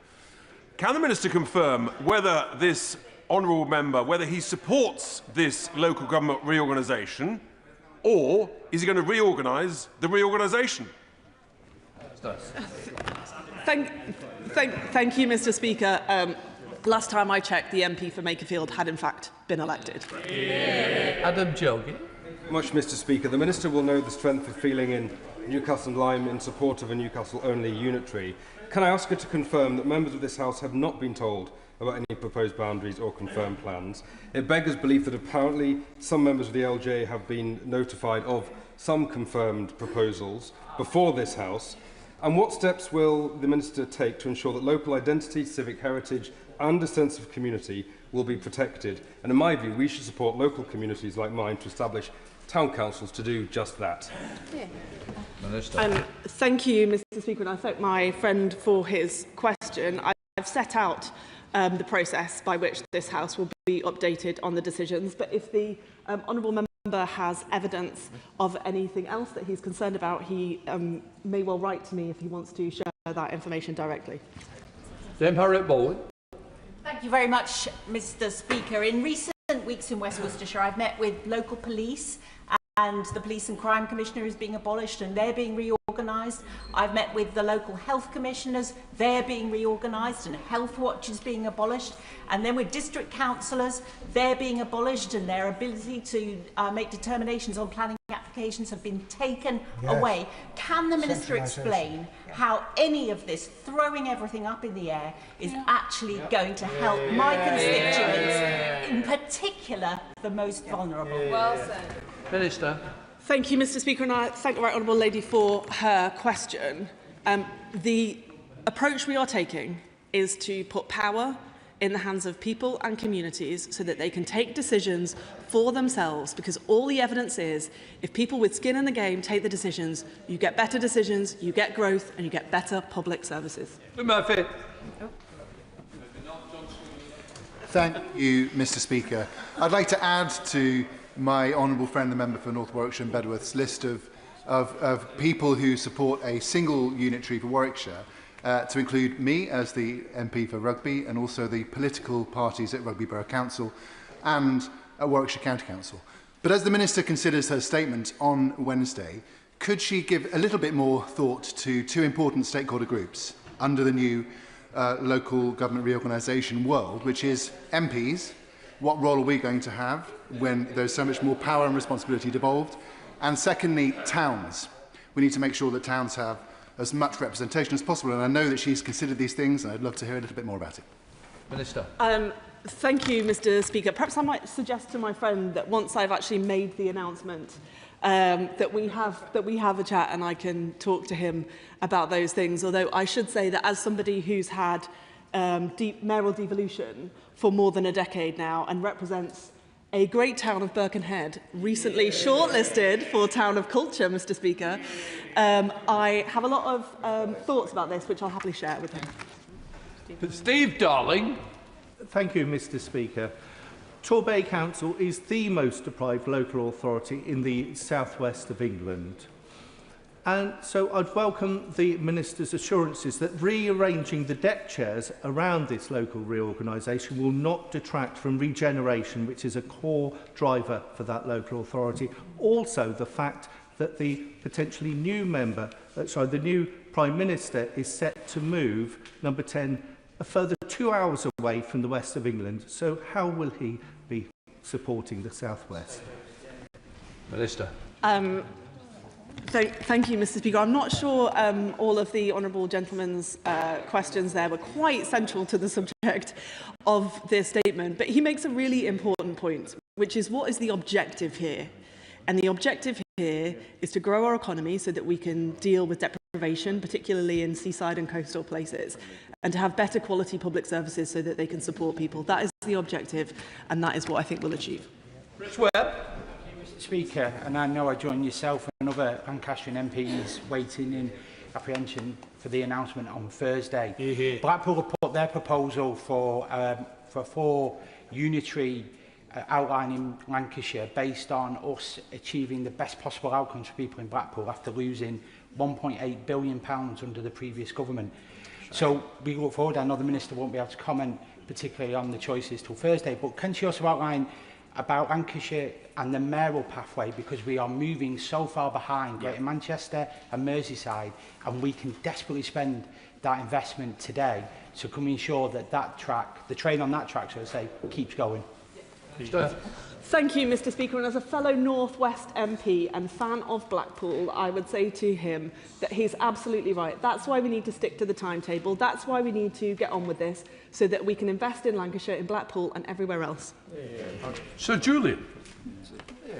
I'd like to think that if this Minister was Secretary of State, we wouldn't be in a situation where 23,000 people were signing an online petition protesting against the carve-up of the New Forest in this local government reorganisation. But can she tell me, is there any truth in the report in the Times on the 18th of June that said that the Secretary of State, in the case, I believe, of Essex County Council, had overruled professional advice from civil servants in 3 separate government departments to impose a gerrymandered solution on that county council as well? Absolutely. Minister. Thank you, Mr. Speaker, and I thank the right honourable gentleman for his question. I'm sorry to say that I have not seen that report in the Times, but I would be very happy to write to him with a response to his question. Luke Murphy. Thank you, Mr. Speaker, and apologies for not paying full attention earlier. I thank the Minister for her response to the urgent question. Can she confirm that ministers will be considering representations from councillors and MPs around the interim warding arrangements? There is some concern in Basingstoke and across North Hampshire that urban areas could be disadvantaged by a fewer number of councillors proposed. So will she be considering those representations? Thank you, Mr. Speaker. Yes, we'll consider representations from all of the stakeholders to this process. Des Brownfellow. Thank you, Mr. Speaker. Most areas that will have local elections next year know what their local authority boundary is going to look like, but for residents in West Sussex, they're still completely in the dark. And for my residents, specifically in Bursted and Pagham, they're really worried that they're going to be put into a coastal authority that risks being bankrupt on day one. So when the Minister comes to the House on Thursday, will she lay out how that deficit is going to be plugged, a potentially £45 million deficit for a coastal authority in West Sussex? And will she also rule out using one authority to pay for the deficit of the other? Thank you, Mr. Speaker, and I take the honourable lady's question as a kind of pre-alert to what she would like to know on Thursday, which is helpful, and I thank her for it. As a general point, local government finances are very challenging, and in the end, when a council can't make its finances work, all of us across the country pay the price. Toby Packard. Thank you very much, Mr. Speaker. As a former councillor on Chesterfield Borough Council, and given the excellent record that Labour have had there over the last 15 years, it will be a shame when Chesterfield Borough Council ceases to exist and we move towards unitary authority. But I've never met someone in a unitary authority who think it would be better if we went back to two-tier. So I think ultimately we are on the right route with this approach.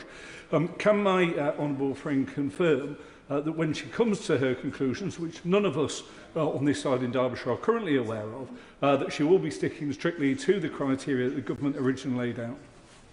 Minister.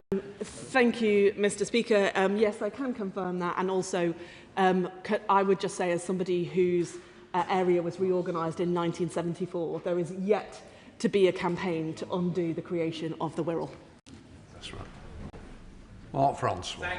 Minister, is it true that a statement was made in private to Labour councillors and activists in Essex at the weekend? And I know this for a fact because I was told that by one of the Labour members who was there. So will she confirm that it's true? And is she also aware that the YouGov poll by 56 to 24 shows the people of Essex don't want Labour's plans for local government reform? Let's have a referendum. Thank you, Mr. Speaker. I am now aware of the opinion poll because the Right Honourable Member mentioned it to me a few moments ago, for which I'm grateful. He mentions a meeting that I was certainly not in attendance of, and if he would like to forward the details of that, then I'm sure the department can look at it, but I certainly wasn't at any such meeting. Steve Brace. Thank you, Mr. Speaker. Two-tier government may have worked in the past, but it's not working today, and it's certainly not working for cities like Exeter. We have a two-tier waste authority. We have Devon County Council that's cutting homelessness funding, whilst we have an acute homelessness issue in Exeter itself. I could go on across many other areas as well. Will the Minister confirm that we will be moving ahead with unitary local government across the country, including in Devon and for Exeter? She won't be able to comment on the specifics of any proposal, but in order to make sure that cities like Exeter can grow economically and that local government does serve local people. Minister. Thank you, Mr. Speaker, and I'd like to thank the honourable gentleman for his point. As I mentioned earlier, there's evidence now from the Child Poverty Review, from the Melbourne Review, that fragmented services are very bad for people who are vulnerable, living in poverty. And there are other examples too. I've heard from the honourable gentleman about his worries for his city, and that's the real purpose behind these reforms. John Glenn. Thank you, Mr. Speaker. Before the honourable lady makes her statement on Thursday, would she, when reflecting on the situation in Wiltshire, that would embrace Wessex, but we've been told that's not the government's view, would she address the prevailing concern that the people in rural Wiltshire will be considerably worse off without having the opportunity to embrace this mayoral region, to the tune of £240 per head? And in the context of the wider reduced funding for rural England, they need something from the government to be reassured that they understand the shortfall. Thank you, Mr. Speaker. Let me just see if I've understood the right honourable gentleman's question. In that the Fair Funding Review was put in place to reconnect funding with need. We think that we've done so in a way that meets the needs of 9/10 of councils now, which is much better than it was before. We take into account additional costs of providing services for rural areas. But when it comes to poverty and deprivation, actually improvements in data now allow us to identify much more closely pockets of poverty surrounded by greater wealth. So I hope that we'll be able to do that for his constituents much better in the future. Ian Solomon. Thank you, Mr. Speaker. The Oxford-Cambridge Growth Corridor is one of the government's flagship regional growth priorities, with a ministerial champion in Lord Vallance to ensure joined-up delivery. Yet if reports that option D is being taken forward for Cambridgeshire are correct, the government will be choosing a structure with no realistic path to viability right at the start of that corridor. So will the Minister confirm what assessment has been made of option D's viability within the corridor and whether Lord Vallance was consulted before the decision? Thank you, Mr. Speaker. And obviously there's a limit to what I can say, given that the decision will be reported to Parliament later in the week. So perhaps we can come back to this then. But I'm very happy to say, Mr. Speaker, that I've met with Lord Vallance and worked very closely with him. David House. Thank you, Mr. Speaker. The government's proposed carve-up of Hampshire ignores its own preset criteria. It has no mandate, and it splits up East Hampshire. The benefits, if there are any, come way off in the future, whereas the costs and the disruption happen now. Does the Minister think that with the advent of a new Prime Ministership, this would be a good moment to stop in its tracks something that otherwise would make his fiscal task harder? Minister. Thank you, Mr. Speaker. I don't, because I think that councils have worked extremely hard along with the timetable that we've set out, and I think it would be a mistake to interrupt that.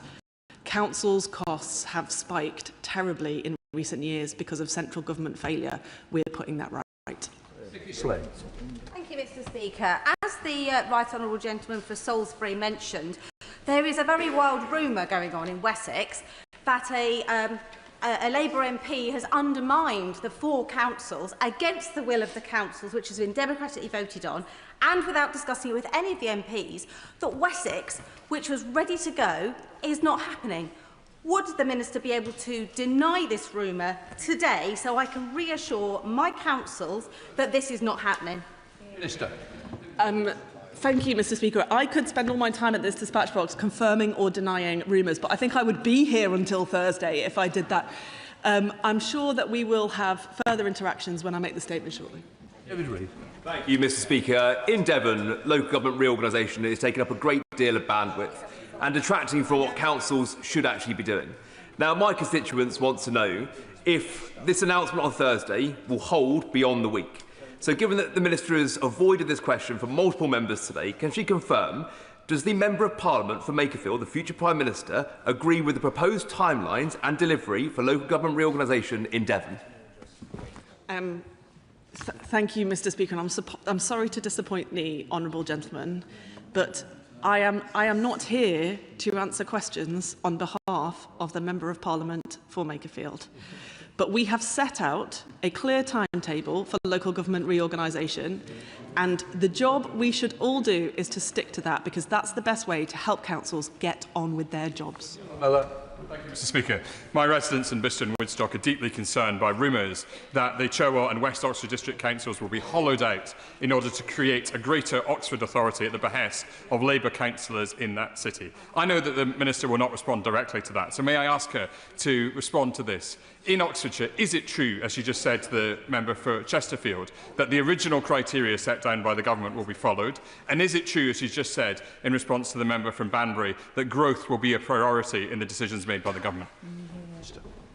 Thank you, Mr. Speaker. And as the honourable member has indicated, we've set out a process and we're sticking to it. That now brings us to Alicia Kearns.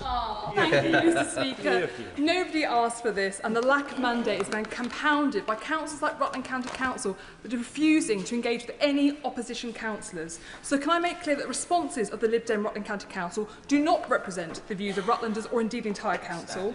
In Leicestershire, we do not want the Leicester City land grab, and rural Lincolnshire and Stamford do not want to be run by urban Lincoln. So will the Minister consider delaying to make sure that actually all councils have engaged with all councillors, because they may be telling you are, but they are certainly not? Thank you, Mr. Speaker, and I thank the honourable lady. She's made her points very clear there and on the record. The one thing that I do not want to do is delay, because the longer this takes, the less we'll be able to get on with the problems that councils face, looking after our children, our older people and growing our economy. Mike Martin. Thank you very much, Mr. Speaker. There are a number of options on the table for Kent, and no matter which one the Minister chooses, we will need to do some tidying up of ward and division boundaries, because there are vast disparities between the number of electors in some of the current county council boundaries. Will that be announced alongside the option chosen on Thursday, or if not, when will that information be given? Minister. Thank you, Mr. Speaker. I'll take that point that the honourable member has made, and I'll endeavour to give him that information as soon as we can. Right, that completes the urgent question. Front benches change over.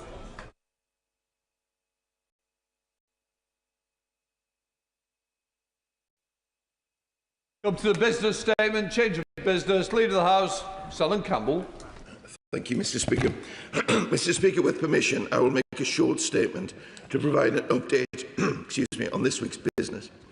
The business for tomorrow, Tuesday the 14th of July, will now be remaining stages of the Public Office Accountability Bill, followed by consideration of Lord's amendments to the Steel Industry Nationalisation Bill. Members who are considering tabling amendments to the Public Office Accountability Bill should consult the Public Bill Office as soon as possible. The Government will ensure that the text of its new amendments is made available to members in the Vote Office straight away. The business for the remainder of the week is unchanged.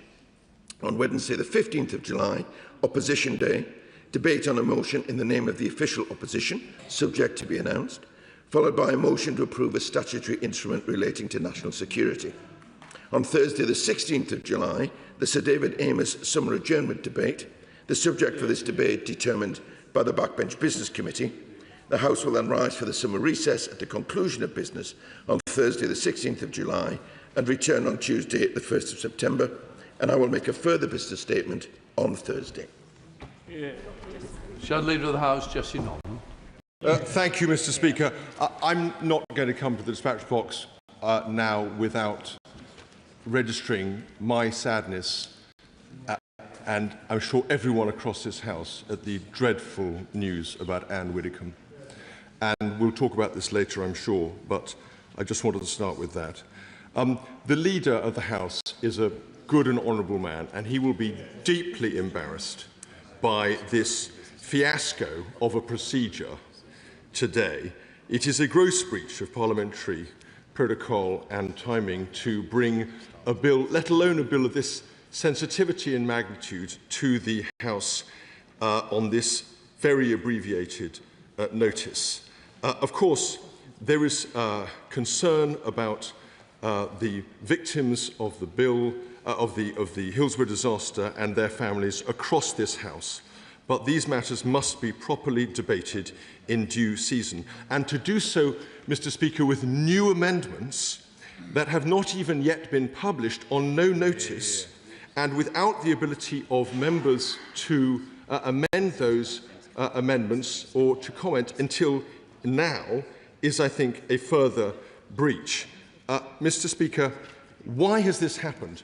Because the outgoing Prime Minister is desperate to preserve what he sees as a legacy. It is a tragedy that he should be so focused solely on his own political future, such as it is, and it's a pity, I think, that he's taken this opportunity to sideswipe the incoming Prime Minister, a man who arrives with no scrutiny and no accountability to this House. I raise a couple of key points. Of course, it is understood that this legislation was being discussed in the Intelligence and Security Committee.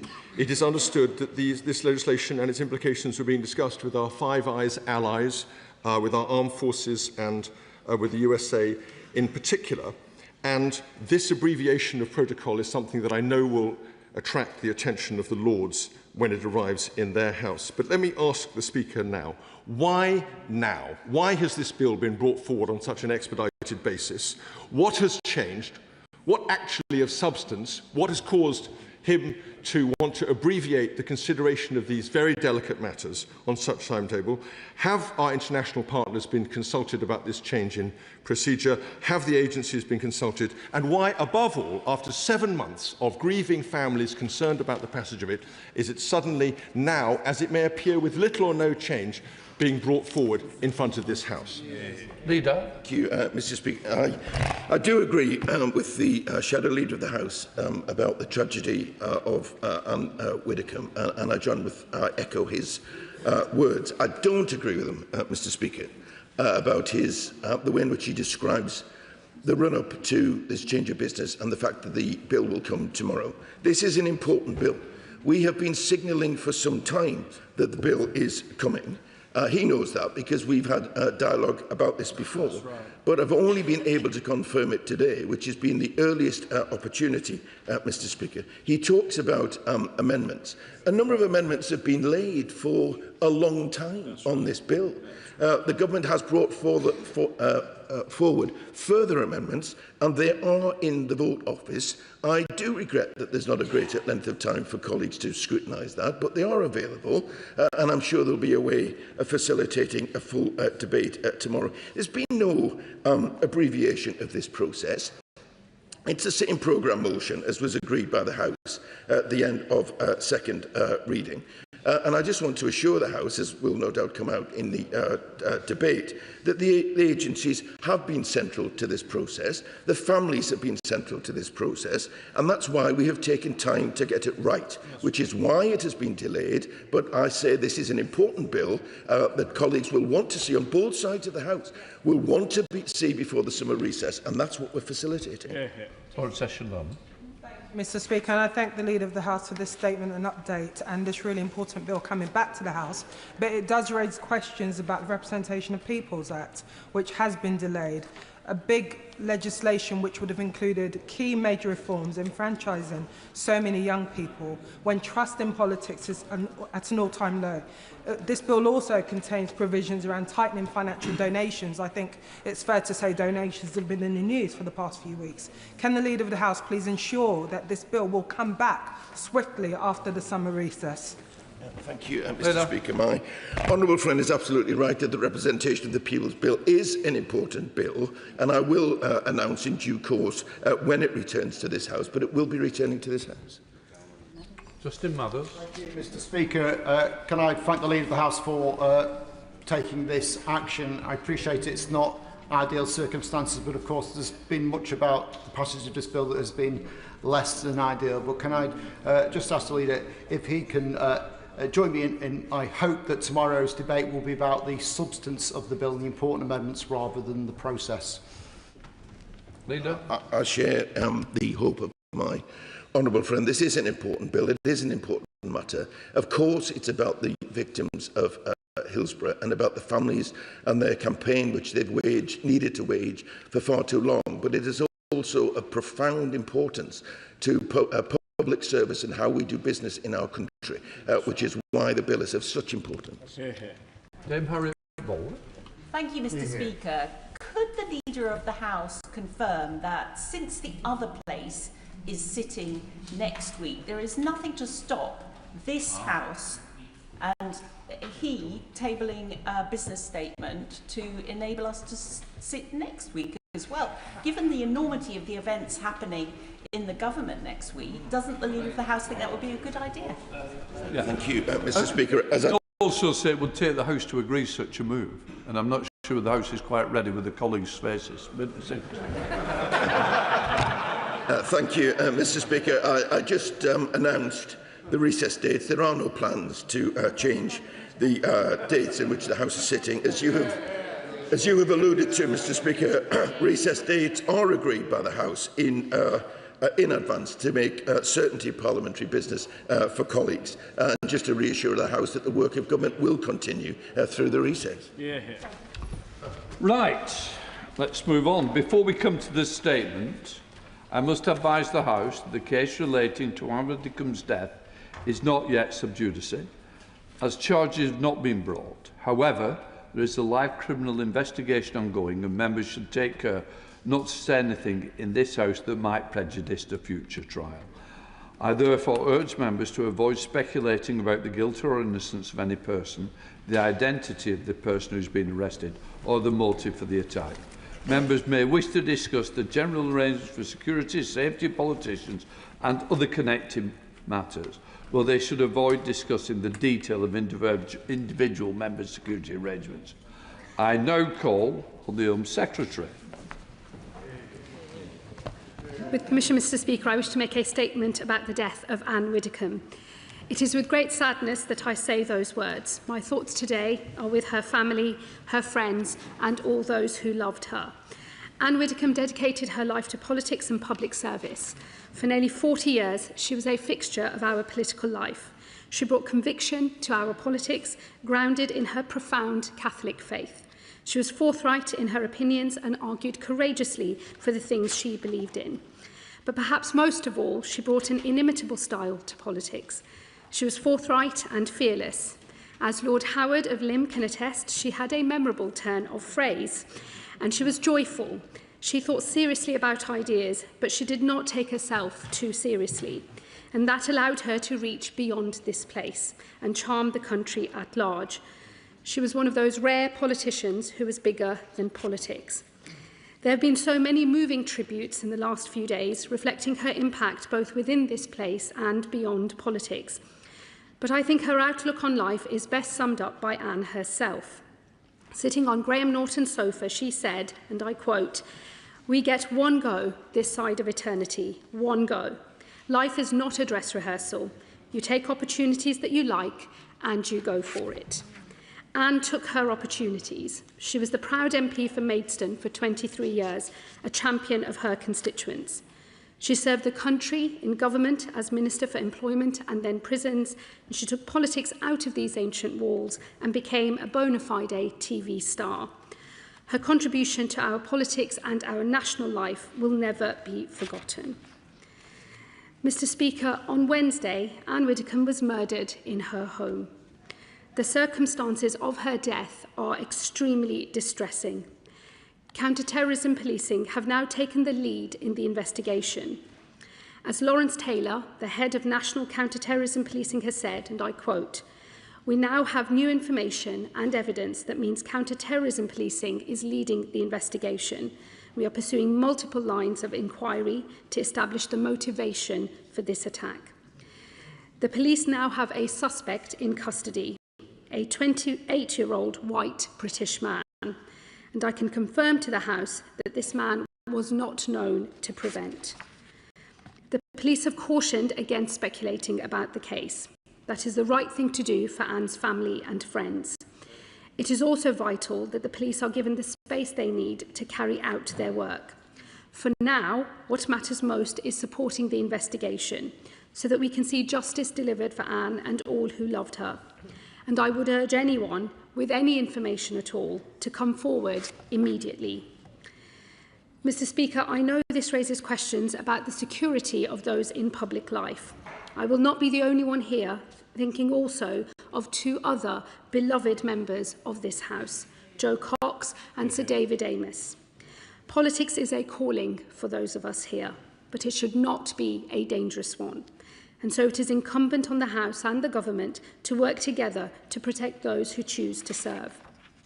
The Home Office and the police work closely with the Parliamentary Security Department to provide practical advice and support directly to MPs. But we must always be vigilant to changing threats and respond. Security measures are kept under constant review to ensure MPs can carry out their duties safely. And I know that the police intend to issue guidance to MPs soon, and they will be contacting parliamentarians in their constituencies to offer support.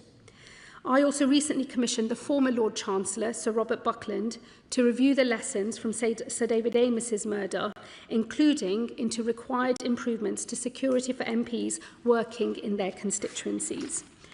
I recognise the particular concern that the Reform Party will feel today, and of course Nigel Farage, the party's leader. I'm happy to offer a meeting for Mr Farage with the chair of RAVIC, the independent body within the Home Office that manages the security of those in public life. And I will also be looking at what security guidance can be provided to former members of Parliament, which I hope to work with you on, Mr Speaker, as well as those who serve a party outside of this place. Today is a dark day in our political life, but we must also use it as an opportunity to celebrate Ann Widdecombe's memory. She was a unique figure in our politics, a distinctive and devoted public servant, the likes of whom we will rarely, if ever, see again. Anne had a profound faith. Her journey in this life has ended too soon. May she now rest in eternal peace. I commend this statement to the House. Shadow Home Secretary Chris Phil. Thank you, Mr Speaker, and I thank the Home Secretary for advance sight of her statement. I start by offering my deepest condolences to Anne's family and friends. She will be terribly missed. Anne sat as the Conservative MP for Maidstone for nearly a quarter of a century and in the European Parliament for the Brexit Party. She served in government and in opposition, including as Shadow Home Secretary. She always fearlessly spoke her mind. She did not worry about whether her opinion would be popular or would be fashionable. She always said exactly what she believed and exactly what she thought. Her integrity and her fortitude were unmatched. I first met Anne 29 years ago at a university debate, speaking on opposite sides. I was a callow 21-year-old student. She had just left government and was at the height of her powers. I remember starting my speech by asking her to treat me more gently than she had recently treated Michael Howard. Needless to say, I was put very firmly in my place. Anne was also a much-loved celebrity with memorable appearances on Strictly Come Dancing and Celebrity Big Brother, including being whirled around by, I think it was Anton Dubek. So we will all remember Anne fondly as a public figure who was always formidable, she was always charming, and she was always entertaining. Now, Mr. Speaker, as we discuss this appalling murder, we should heed the words of Devon and Cornwall Assistant Chief Constable Matt Longman, who said at the weekend this: "We are aware of online and public speculation, particularly with regard to motive. I urge people not to share or engage with speculation. It is unhelpful and distressing to Anne's friends and family, and particularly harmful to our investigation." Criminal barrister Dennis Kavanagh also recently pointed out that speculation makes the police's job harder and in some cases could even prejudice a trial. And I urge everyone debating this issue to keep that in mind. Mr. Speaker, it has just been confirmed by the Home Secretary that counter-terrorism police are now leading the murder investigation. So to help avoid that speculation, is there any further information the Home Secretary can properly share about this without prejudicing the investigation? I'd like to thank the police for releasing the information they have so far, including about the identity of the suspect. It is always important to release as much information as possible in the interest of transparency and to avoid misinformation filling the void, as Jonathan Hall KC, the independent reviewer of terrorism legislation, has said previously. Let me turn now to threats against those in public life. Any threats against MPs who have been democratically elected to represent their constituents or others in public life should be taken extremely seriously. In the last 10 years, 2 MPs, Joe Cox and Sir David Amess, have been murdered. And now a former MP has been murdered as well. The threat is clearly real. I also remember in 2017 when terrorist Khalid Massoud drove a car into pedestrians along Westminster Bridge, injuring more than 50 people, 4 fatally, and then ran into New Palace Yard, just yards from where we sit here, where he fatally stabbed PC Keith Palmer. That was also an attack on democracy itself. And Mr. Speaker, I would like to thank you personally for all the work you are doing to protect MPs and those in public life. I know that as the Speaker of the House of Commons, you have made the safety and protection of those in public life your highest priority, and I would like to thank you for that. We must redouble our efforts to ensure that public political figures who are MPs and those like Anne who are not MPs always receive the proportionate protection they need. I'd be grateful if the Home Secretary could confirm that she will review all the arrangements with this objective in mind. I believe in this country we should be able to debate each other robustly on important issues, but should also speak to each other in a way that is civil and respectful. Of course, nothing excuses violent attacks on public figures, but we should all also set an example of civility and calm and not inflame. Mr. Speaker, we need people to step up and become MPs and also speak in the public square. Debate and disagreement are what make our country great. Ann Widdecombe exemplified that every minute of her life. I pay tribute to her. I know we will all remember Anne forever. Home Secretary. Thank you, Mr. Speaker, and let me thank the Shadow Home Secretary both for his own remarks and memories of Ann Widdecombe and also for his questions. Let me say to him that in relation to the new information that has come to light and the progress on the counter-terrorism policing investigation, there is a statement that has been put out by counter-terrorism policing, which I believe has been published online, but I will make sure it is placed in the library of the House as well. The main things to draw out for that are the fact, as I said in my statement, that new information and evidence means that they are now leading the investigation and that they are pursuing multiple lines of inquiry in order to establish the motivation of this attack. As soon as more information is available that is capable of being shared without compromising any future trial process, that will be done. So we take seriously, and I know counter-terrorism policing take very seriously the learnings from the summer of 2024 and definitely to heed the call of Jonathan Hall, Casey and others on timely release of information without compromising the ability to bring someone ultimately to justice, which is of course the main aim when such a horror of an attack happens. Let me also, Mr. Speaker, say I would like to echo the remarks made by the Shadow Home Secretary to you and to thank you personally for all of your efforts in maintaining the safety and security of parliamentarians. I know it's something that you personally worry about and take a deep interest in.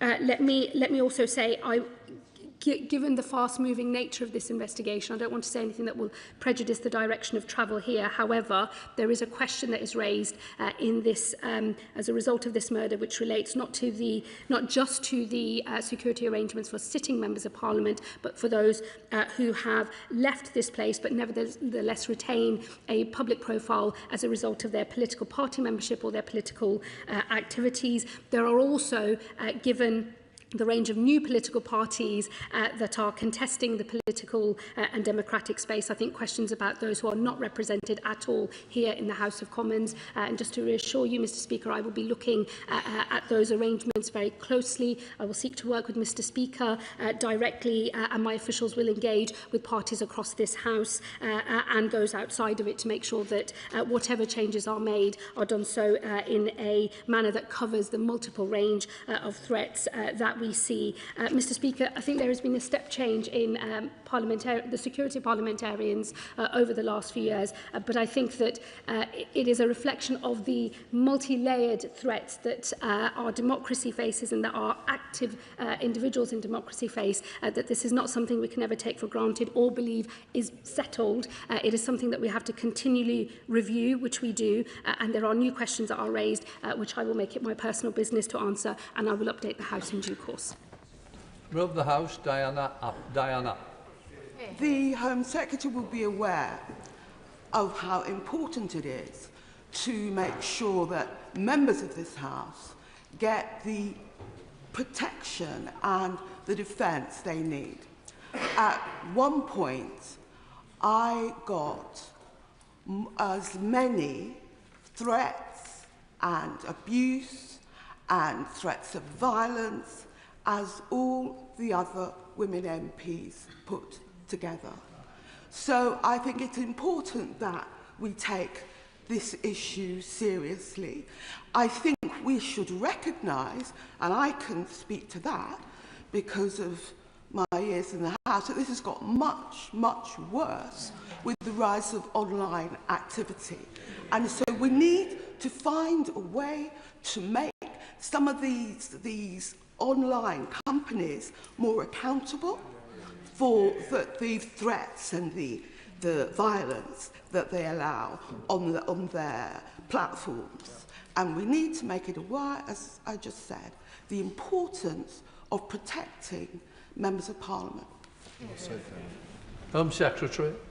Mr. Speaker, let me say to the Mother of the House that I think that given the sheer range of threats that have been made to her personally, it is a testament to her personal bravery that she has continued to be an active parliamentarian, but it should not take such levels of bravery to just be able to represent the people of your constituency, and she is absolutely right that we must always make sure that our security arrangements are able to keep pace with the changing nature of threats that members of Parliament are facing. Let me assure her we, as the government, will do that, and we work very closely with the Parliamentary Security Department in order to make sure that that is the case, so that all members can make their contribution just as effectively and for just as long as she has. Into Liberal Democrat spokesperson.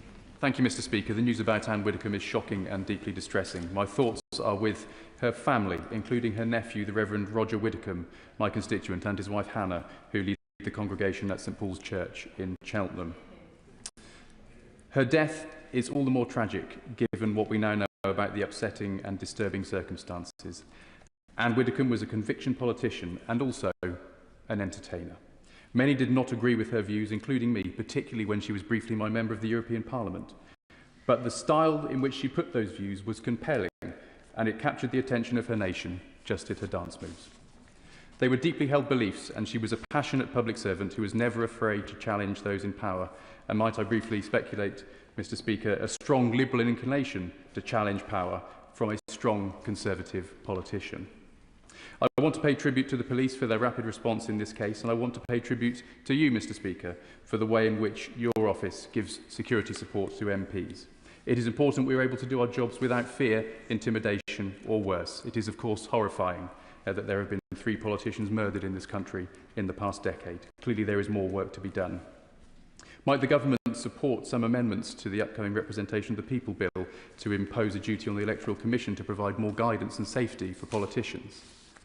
And will the Home Office consider supporting some measures so the safety of politicians can be improved? And finally, Mr. Speaker, some alarming allegations were made on the weekend by the Reform Home Affairs spokesperson Zia Youssef. If they are true, these allegations are extremely concerning, but given his record, I think many of us have doubts. I'm certain that the government and the House authorities, including you, Mr. Speaker, are taking seriously the duty of care to members from all parties in this House. But for the sake of the record, perhaps the Home Secretary can confirm that this remains the case. Let me thank the Honourable Member for his contribution on his 3 specific issues that he raised on the amendments to the Representation of the People Bill. Let me say to him, I'm very happy to discuss with him. He knows that Home Office is not the lead for that bill, but I'm very happy to have a discussion with him about any additional measures that might be needed in terms of legislation. Of course, the Electoral Commission has its own work to do. It might be better that duties are placed elsewhere, but as I say, I'll happily discuss that with him.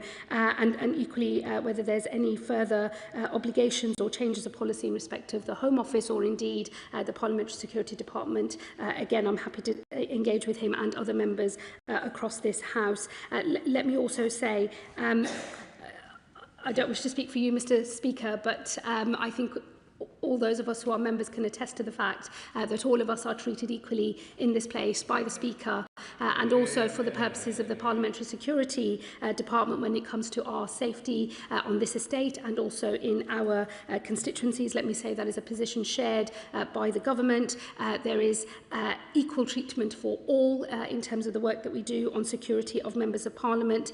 There is specific work that is undertaken by RAVEC, which is the independent body within the Home Office that looks at security arrangements for some of those in public life. That work is also fiercely independent. It has been the subject of legal proceedings before, and I've always maintained the independence of that process, and that is based on risk assessment and risk management.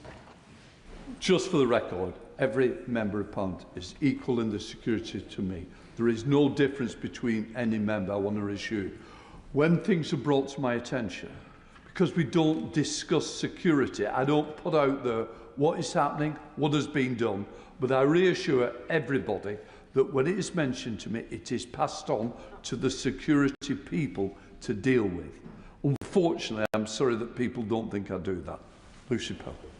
Thank you, Mr. Speaker. Can I join the Home Secretary in paying my respects and condolences to the family of Ann Widdecombe? We might not have agreed politically, but I always greatly admired and respected her outspokenness, her fearlessness, and her ability to not take herself too seriously. I think she was one of a kind, Mr. Speaker, and of the like, frankly, we don't make any more. I think we can all agree on that. I hope that on moments like this, we can come together across the House to talk about these issues as one voice.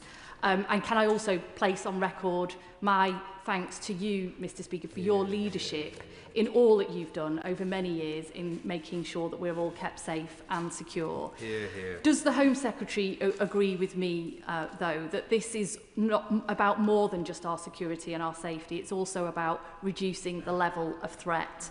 We are now in a highly politicised, highly polarised, highly personalised debate in this country, and that is bringing more and more threats onto all of us. And does she agree with me that we do need to tackle some of the online algorithms and business models which heighten this kind of polarisation and hate towards those in public life, and we must do more to tackle this with urgency?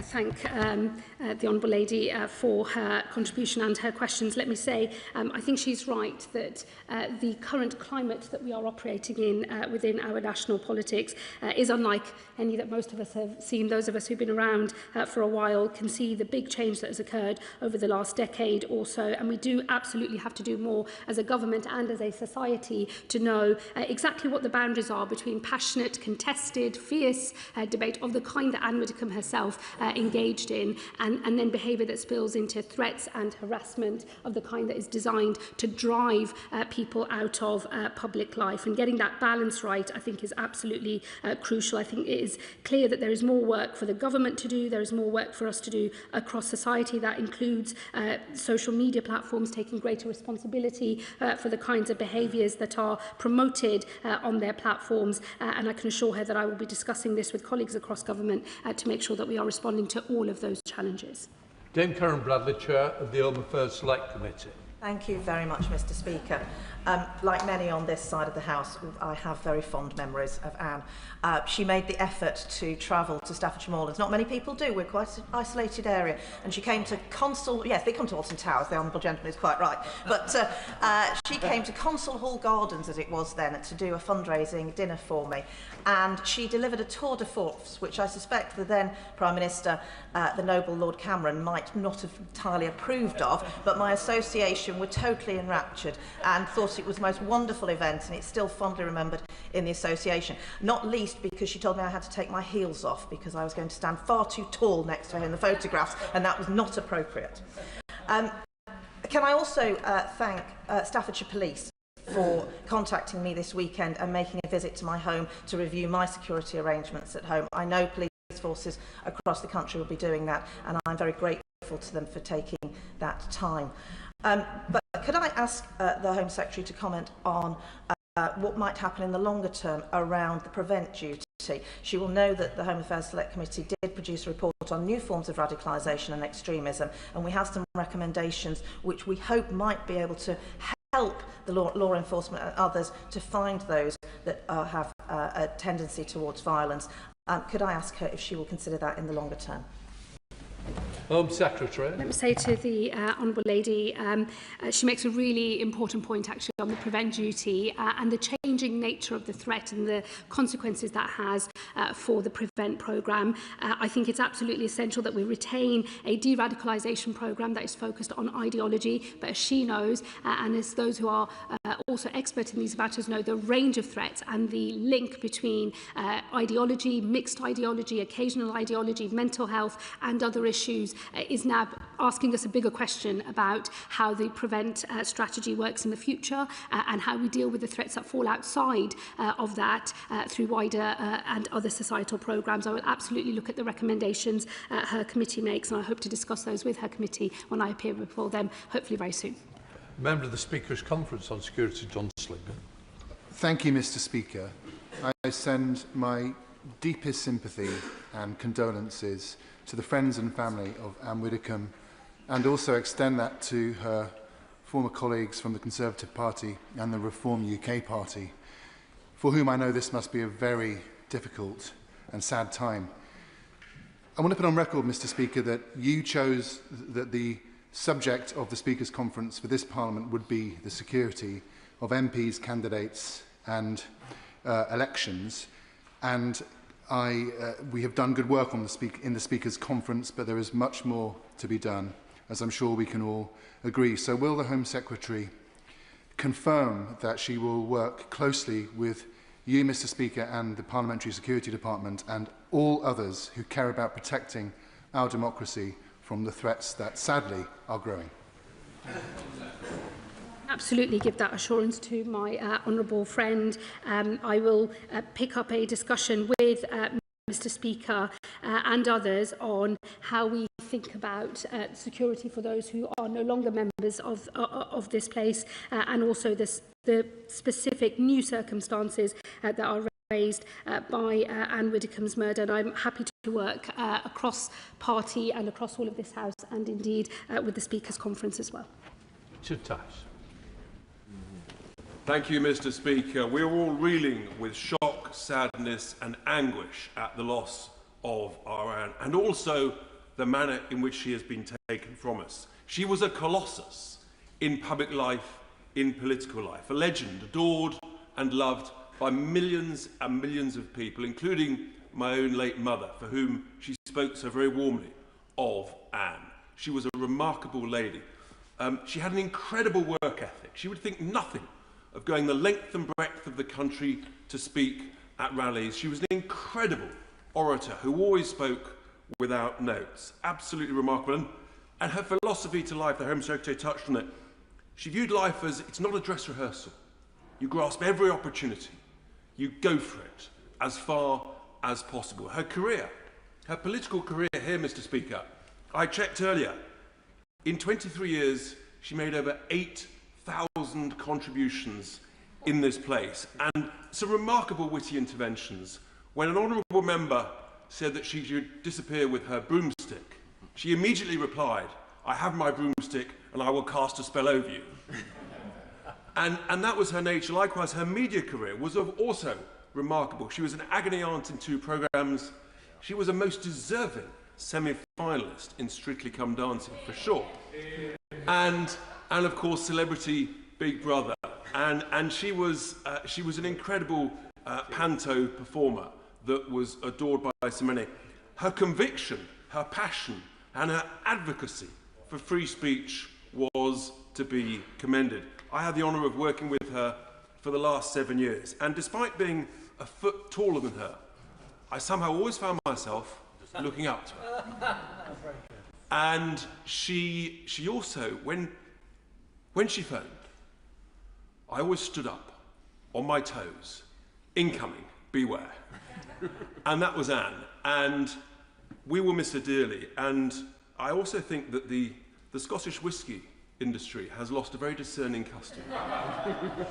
And maybe there could be a limited edition, Widder's Whisky, where the tasting notes may reflect unique, unforgettable flavours, a fiery, spicy series of tones, but a blend to be treasured to eternity. May she rest in peace, Mr. Speaker. And I just asked the Home Secretary in conclusion, could she ensure that the counter-terrorism unit keep us updated on as regular possible basis? And given the nature of these things, we all want our police forces to do brilliantly, of course. Would it be wise, when considering motivation, when giving us early updates, to keep things being open-ended as opposed to motive, as opposed to ruling things out too quickly that may then end up being ruled back in? Yeah. Well, let me first say to the honourable gentleman that was a very moving and affecting tribute to Ann Widdecombe. Let me say on Widder's Whisky, as a teetotal Muslim, I would never be able to partake of such a drink, although if there is a non-alcoholic version available, I will happily imbibe. Let me say to him, we will of course make sure that as and when it is possible to share more information about the circumstances of the murder and the motivation that is done so in the appropriate way, and also to reassure him at no point has anything been taken off the table in terms of the investigation. It's a live investigation. It is not unusual in these matters that in a fast-paced investigation, more information comes to light that changes the nature or the character of what we think we are dealing with. And I am reassured that Devon and Cornwall Police have been working really closely with counter-terrorism policing, and as soon as this additional information was made available, counter-terrorism policing have taken over as is appropriate and as is the right thing to do. And I would like to share the sentiments that have already been expressed and send my deepest condolences to the family and friends of Ann Widdecombe.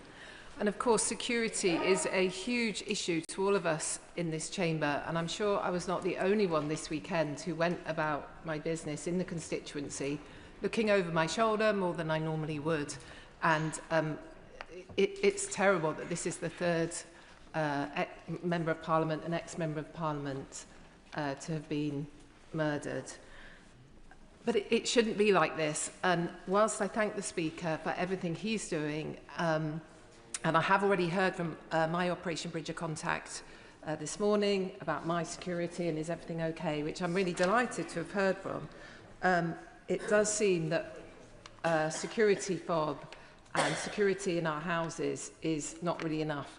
And so I'd just like to ask the Home Secretary what more she can do to work with the Parliamentary Security Department and with the Speaker to make sure that our security is not undermined. I thank my honourable friend. Let me say to her, we wouldn't, of course, ever comment on the specific nature of the arrangements that are made for members of Parliament for their security, either here on the estate or in their homes or constituencies either. However, let me assure her that there are a number of measures that are taken and that for local policing, as well as working with the Parliamentary Security Department, there is an offer for all members of Parliament, and then there are also specific risk assessments as well when there is something for an individual, something of concern relating to a particular individual. So let me just reassure her that I think those arrangements are comprehensive. However, we should ask ourselves always whether they are enough and whether they are responding to the changing nature of threats or the spike in threat activity that we sometimes see as well. And let me assure her I will, of course, be working closely with the Parliamentary Security Department and policing more broadly to make sure these arrangements are as tight and as robust and as comprehensive as they need to be. Sir Julian Lewis. Thank you, Madam Deputy Speaker, and may I apologise to you and to the House that the fact that I have to chair a meeting in a few minutes' time prevents me staying as I would wish to do till the end of the statement. When I went up as an undergraduate to Oxford in late 1970 and joined the University Conservative Association, there were two outstanding figures a year ahead of me in that august body. One was Ann Widdecombe and the other was Nicholas Turner. And a few years later, in February 1980, Ann Widdecombe and I shared a taxi to the funeral of Nicholas Turner, who had heroically sacrificed his life in an attempt to rescue his young daughter Alice. It was a double funeral, who had been swept into the sea by a freak wave. Anne was always there when her friends needed support. And on a lighter note, she was always there ready to bring her friends back down to earth. So when she was elected, I think in 1987 for the first time, and I happened to be moving flats, I gifted her a relatively new washing machine that was now surplus to my requirements. And for several years after she became an MP, she used to invite me once a year, almost like clockwork, to have lunch with her in this place. And I naturally assumed that it was that she wished to imbibe the wisdom of my political advice. It was only by accident that she once revealed, when I suggested that to her and how flattered I was, she said, "Oh, no, Julian." She said, "This is rent for the washing machine."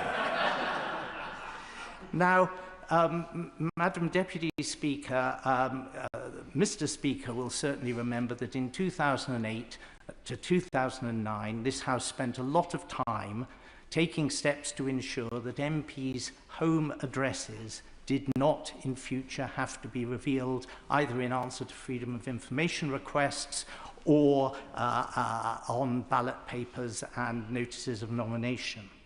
And it therefore comes as a bit of a shock to me to read in one of the reports today that Anne had, and it may turn out to be complete coincidence, featured in her home on a programme on television extensively only 6 days before she died. And it said that the name of the home had been obscured, but there is software available that if you put up a picture of a place, particularly if you know the general area where it is, it will identify the address.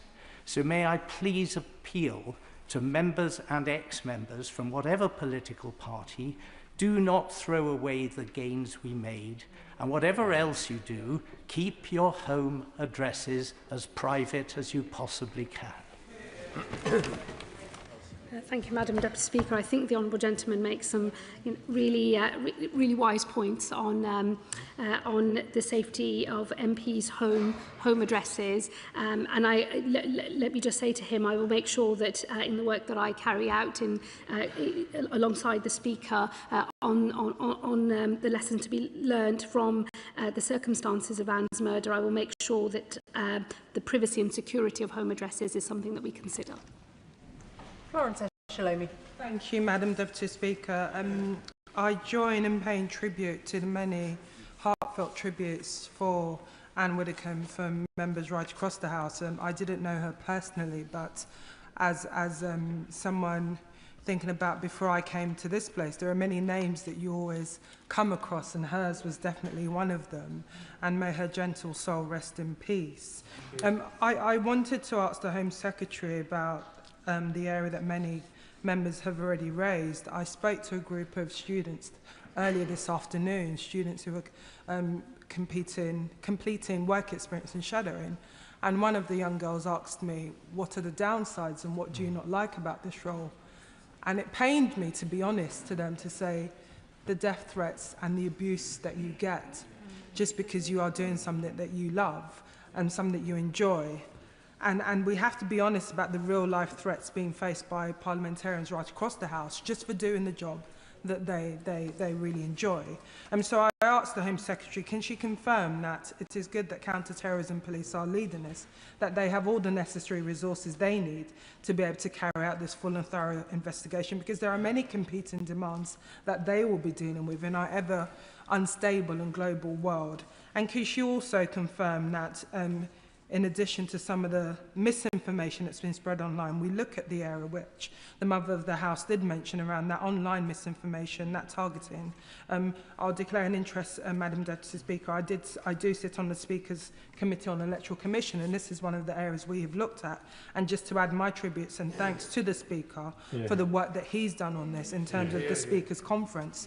I know that whenever I've raised issues, and to thank the Parliamentary Plate team, they have taken that really important. And it's important that we don't deter future people for standing for public office.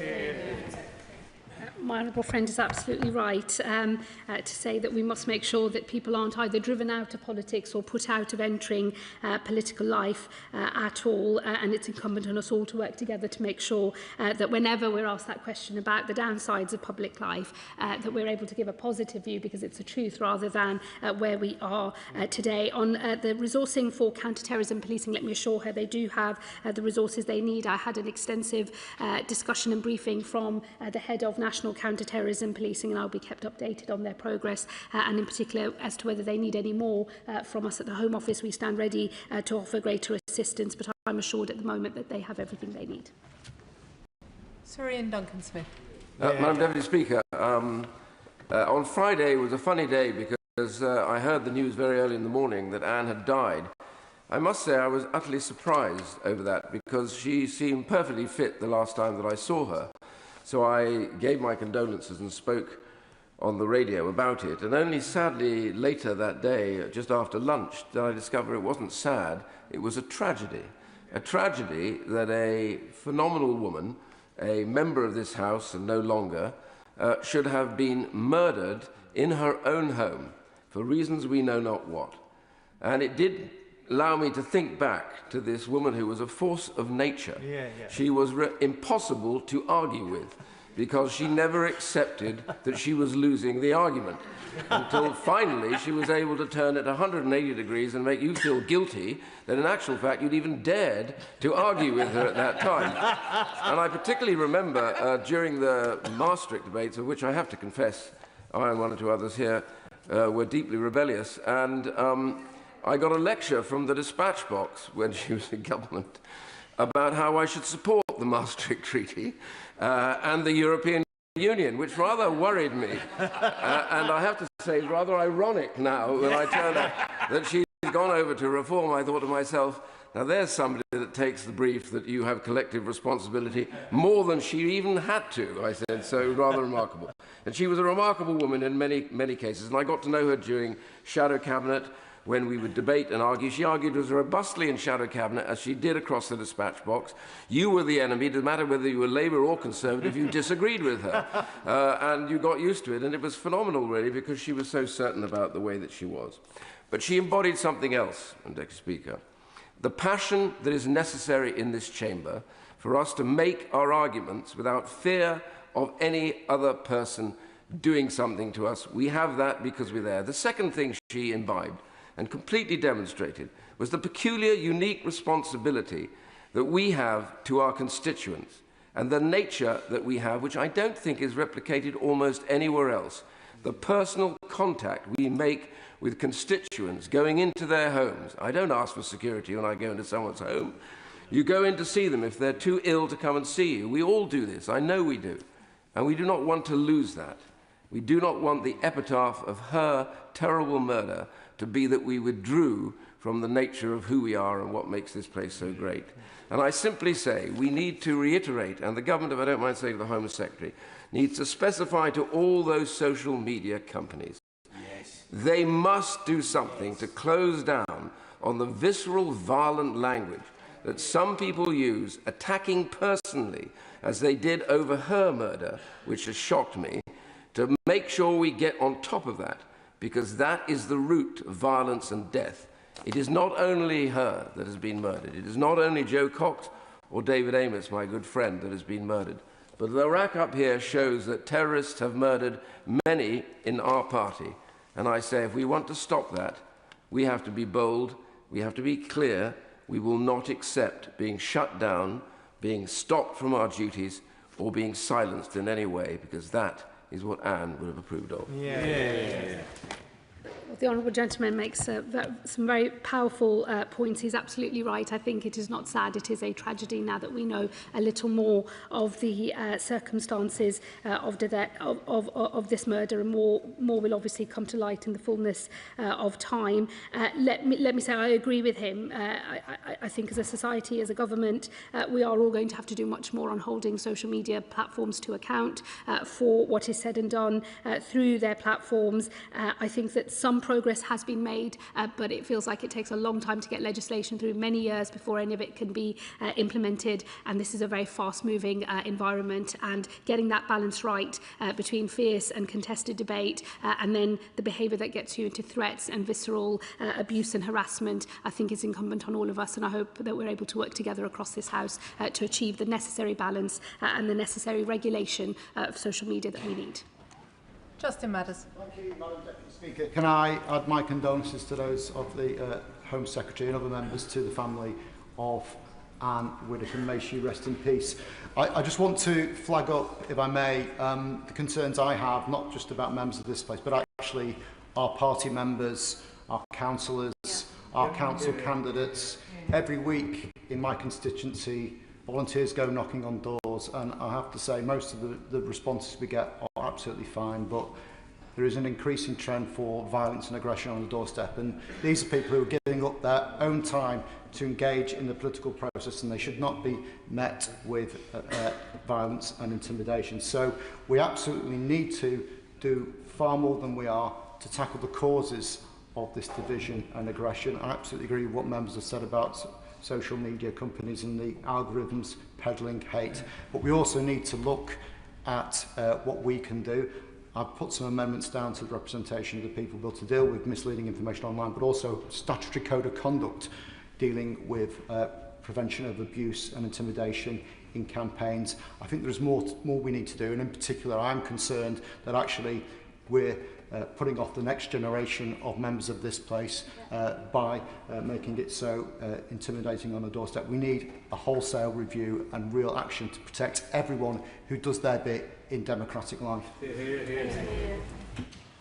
Well, my honourable friend makes some really important points. Just as joke candidates are a feature of British democracy, so is knocking on doors at election time and talking to people up and down the country. And I think all of us have a responsibility and a duty to make sure that the unique features of British democracy are protected at all times. And that has also been the work of the Defending Democracy Task Force, which my honourable friend, the Security Minister, who's now the Defence Secretary, has led on, and which the new Security Minister has taken over. Let me assure him we'll do everything we can to protect the norms by which our democracy is felt across our country, and how we all take part in it is protected. Let me say to him, this has come up from other members as well, on potential amendments to the Representation of the People Bill. I will undertake, that is not a Home Office lead as a bill, but I will undertake to members of the House today that I will discuss this with colleagues in government and make sure that we respond on specific amendments, or at least on a body of work, to make sure that any additional amendments made to that bill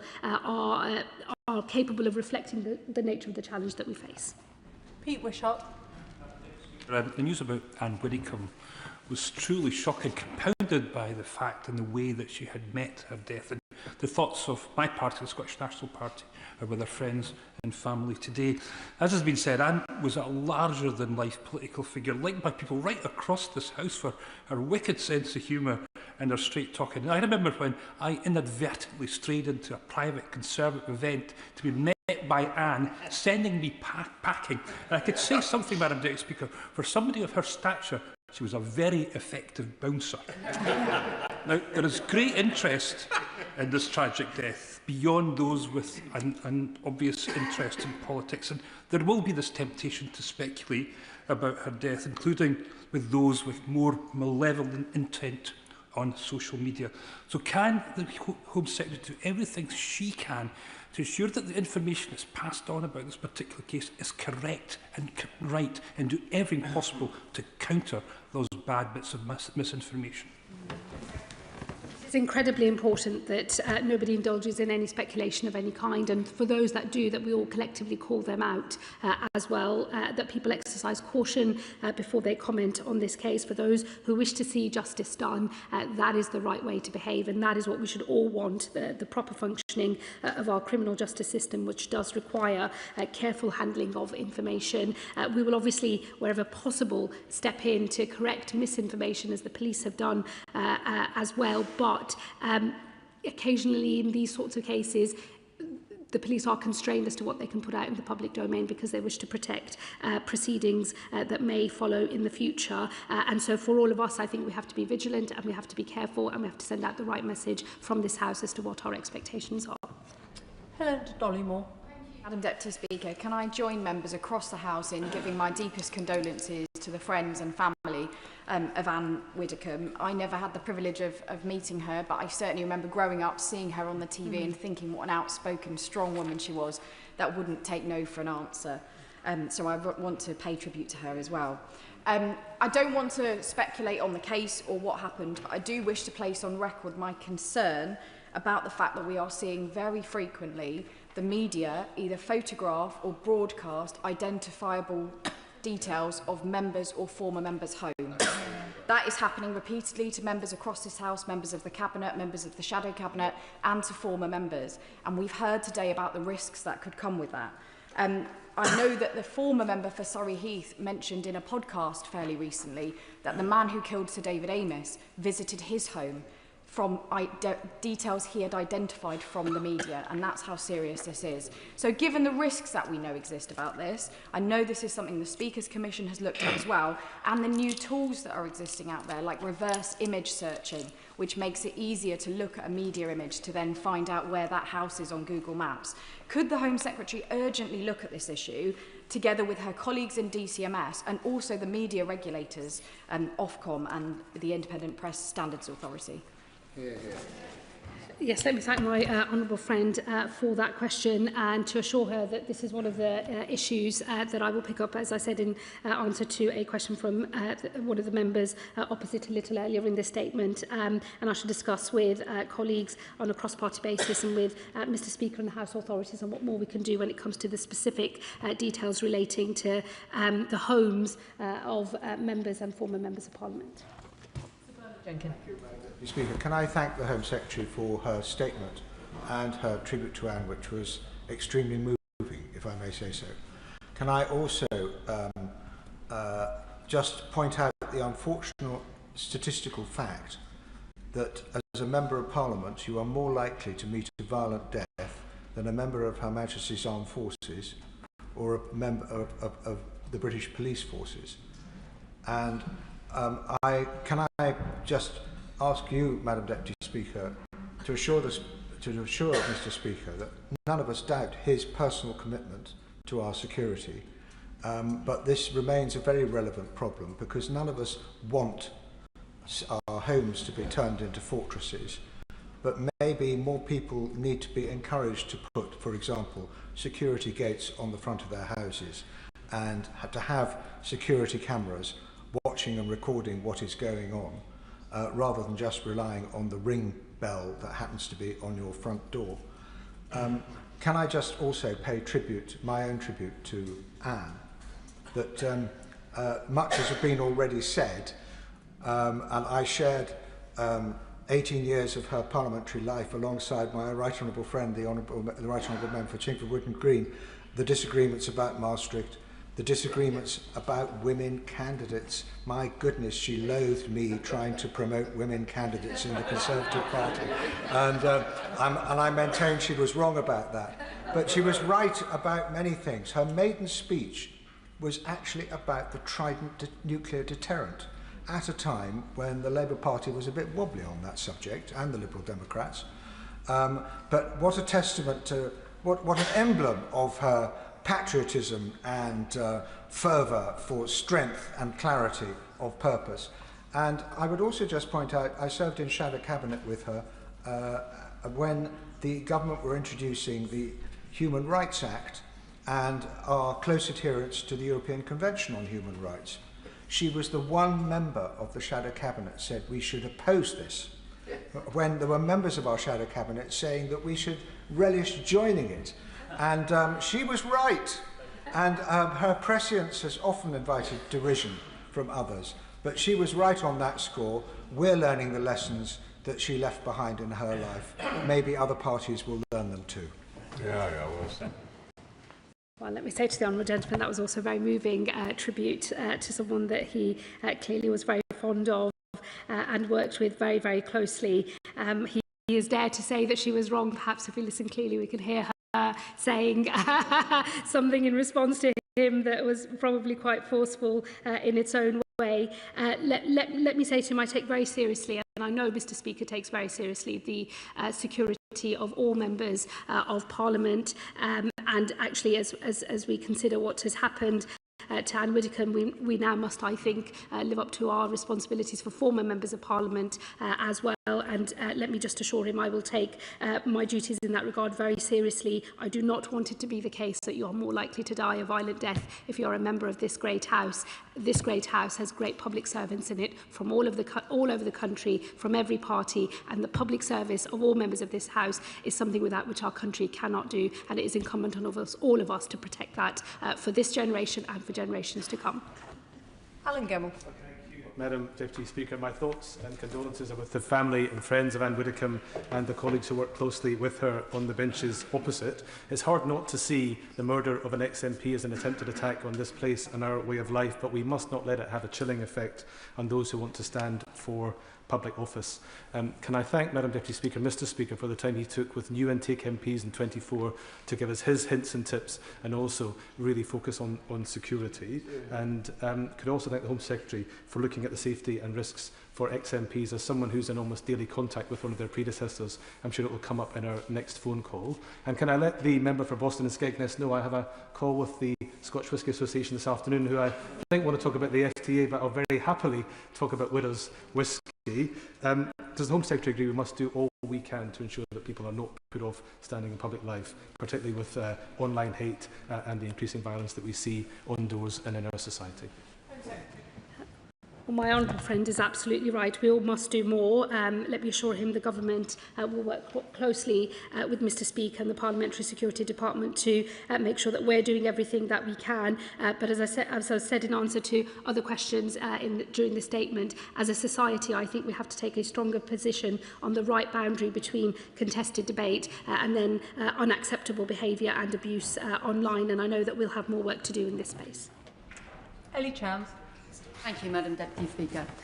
On behalf of the Green Party, I'd like to say how shocked and saddened and horrified I am by Ann Widdecombe's horrific death, her brutal murder. And my sincere condolences go to her friends and family and all who knew her and loved her, including colleagues in this House. And I welcome the points that the Home Secretary has made about reviewing security arrangements for those in public life, including former MPs and those outside this House, and very much agree with her in terms of the responsibility that we all have across this House and beyond to avoid speculation in order that the police can do their vital investigation and bring the culprit to justice. She's recognised the calls that have been made from across this House today for further action to tackle the proliferation of polarisation and indeed hatred online. And can I press her further to set a timescale for taking that further action in order to protect not only the safety and security of all those in public life, but the fundamentals of our democracy? Thank you. Thank the Honourable Lady for her contribution and her question, and just assure her that I will be picking up a discussion with my colleagues across government on how we do more on social media platforms and the sorts of behaviours that are promoted on social media platforms that we know are having a very damaging impact on our democracy, but also in the safety and security of people involved in politics in different ways, both as activists and then also as elected representatives.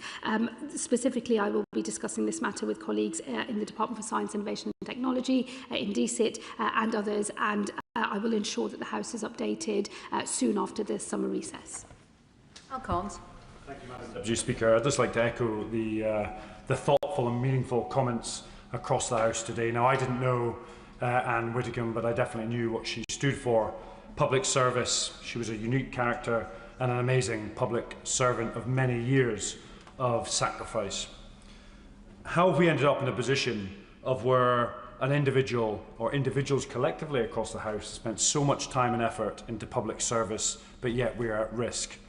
One of the reasons is that when we were young, Madam Deputy Speaker, we would walk into a library and the librarian indeed was apolitical. She or he would allow us to read whatever we wanted within a set boundary. But now, Madam Deputy Speaker, that librarian is no longer apolitical, it's an algorithm. And that algorithm is bought for by anyone from American tech bros to Russia and China and others. It's not a 4 or 5 different threats, they're one consistent threat, and one that is swaying the minds of large chunks of populations across the globe. So I was wondering if the Home Secretary could give me some detail on how we're clamping down on some of that adversarial and nefarious activity and making online activity much safer. Well, I thank my honourable friend for that contribution. He will know that colleagues in DCIT are working very carefully on the Online Safety Act and its further implementation and learning lessons from how it is applying. So at the moment, to think carefully about what might need to be done in the future. But I think it is clear that we need a much stronger and better policed boundary between what is acceptable in a democracy and behaviour that we know is challenging the very foundations of our democracy. And as I say, I've undertaken to have that discussion with colleagues across government, and I will make sure that the House is updated as to a programme of work that the government intends to take forward to make sure that all of our arrangements here are as robust as possible, and that it is we, the people of this country, that decide the sort of inheritance that we wish to leave for our children, and not algorithms decided by a very small number of men who live abroad. Mark Francois. Thank you, Madam Deputy Speaker. Can I thank both frontbenchers for their very touching tributes to Anne? And for the benefit of those outside this House, can I place on record that we all know the absolute personal commitment of Mr. Speaker and all the Deputy Speakers to the security of all members and of their families? And can we thank him and the rest of the team for that? Yeah, well done, Mark. We mustn't comment on the investigation, but can we at least wish the police Godspeed in bringing whoever was responsible for this utterly heinous act fully to book? We've now lost another fallen comrade. Joe Cox, Sir David Amos, and now Anne, and years ago others to Republican terrorism too.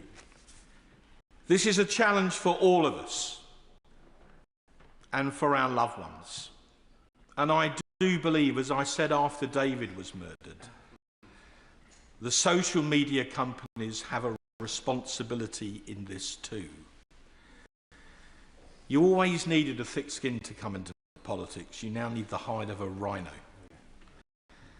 And they could do something to calm down the level of hate to which honourable members and their families are exposed online. And I look to the Home Secretary in the hope that something positive could be done there. Ann Widdecombe was unmissable. She was a one-woman nuclear deterrent. Whether she was debating in the House of Commons or arriving on Strictly by zipwire. I saw her only about 3 weeks ago at a breakfast meeting, and she was in fine fettle that morning. I knew her through Sir David. They were great friends. They came in a similar era in the 1980s. They had a strong bond via the Catholic faith.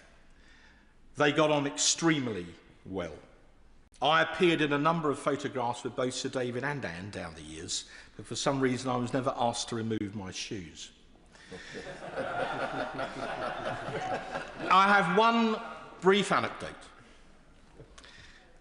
In 2010, having obviously upset someone in authority, I was made the government accommodation whip. And it was my responsibility to hand out offices. Now, anyone who's ever done this job will tell you it's not easy.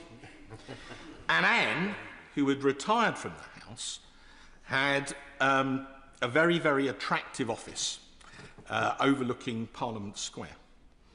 And that was on my list of one that I knew would be in high demand. So when I went along to check it out, I found Sir David already neatly ensconced in the office. And when I asked him how this had come about, he told me he was claiming squatters' rights, and moreover, that he had been bequeathed the office by Anne as a personal gift. And when I sought to remonstrate, he told me that if I didn't like that decision, I could take it up with her personally. At which point I decided that discretion was the better part of valour and withdrew. Right. She was remarkable. You couldn't argue with her. Well, you could try, but you never got very far. And she's the type of character that people deeply respected because she was absolutely consistent in her view, whether you agreed with her or not. And we have lost a distinguished and incredibly remarkable colleague in the most awful of circumstances. But Ann Widdecombe would tell us to keep calm and carry on. And I believe that's exactly what we should do. That was a very moving and funny set of memories from the honourable gentleman, very affecting. And let me say to him, keeping calm and carrying on are definitely words to live by, and we could all do with taking that lesson on board. And also let me just echo what he said in terms of our best wishes for the police as they continue this investigation. Godspeed. Suella Braverman. Speaker, Anne's tragic murder has shocked the nation. Dear Anne was the personification of political courage, patriotic tradition and the importance of faith. I got to know Anne through her immense support to the Amos family as Home Secretary when we unveiled that plaque, a poignant reminder of the threat facing our democracy today. And the nation has lost an exemplary public servant and a force of nature in Anne. Now, many people will be free to disagree with Anne's views, but some of the online comment that we've seen in the aftermath has been frankly disgusting. And when it's come from so-called reputable journalists, like those who work at Sky News, The Mail on Sunday, or when we've read some conspiracy theories, frankly, from The Times, we've also had a Labour MP apologise today for her intemperate comments.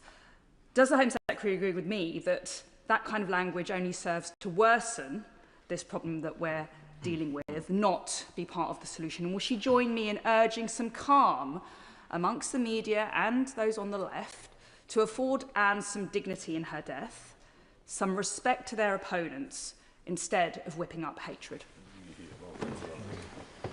Well, let me say to the Honourable Lady, I have seen some, not all of the comments that she's referred to, but I have seen some of them and they were deplorable and completely unacceptable. I know an apology has been made in relation to one set of comments that was made on, I believe, on Sky News. I know that others have reacted with horror and anger at comments that were designed to denigrate Anne's political views and to deny her dignity in death. And let me say, I share with her an absolute revulsion to that behaviour towards an elderly woman who has lost her life in very distressing and deeply tragic circumstances. It has no place in our politics or in our national life, and I hope, and I know, in fact, that all members of this House will agree with that. And I would urge all, on every part of the political spectrum, wherever they may sit, to exercise calm and careful judgment before we hit the send button on a social media message. A little time, a little reflection is often the best thing in these circumstances. Mark Pritchard. Speaker, can I thank the Speaker in his absence and indeed all the Deputy Speakers for everything the Speaker's office and the Parliamentary Security Directorate and their team do to keep all members safe of all political parties. Can I thank the Home Secretary for a very warm tribute and also the Deputy Leader of Reform for his warm tribute as well. Can I also put on record my thanks as a West Midlands MP to Counter-Terrorism Policing West Midlands and the fantastic people there, and also Special Branch West Mercia Police, who do a fantastic job.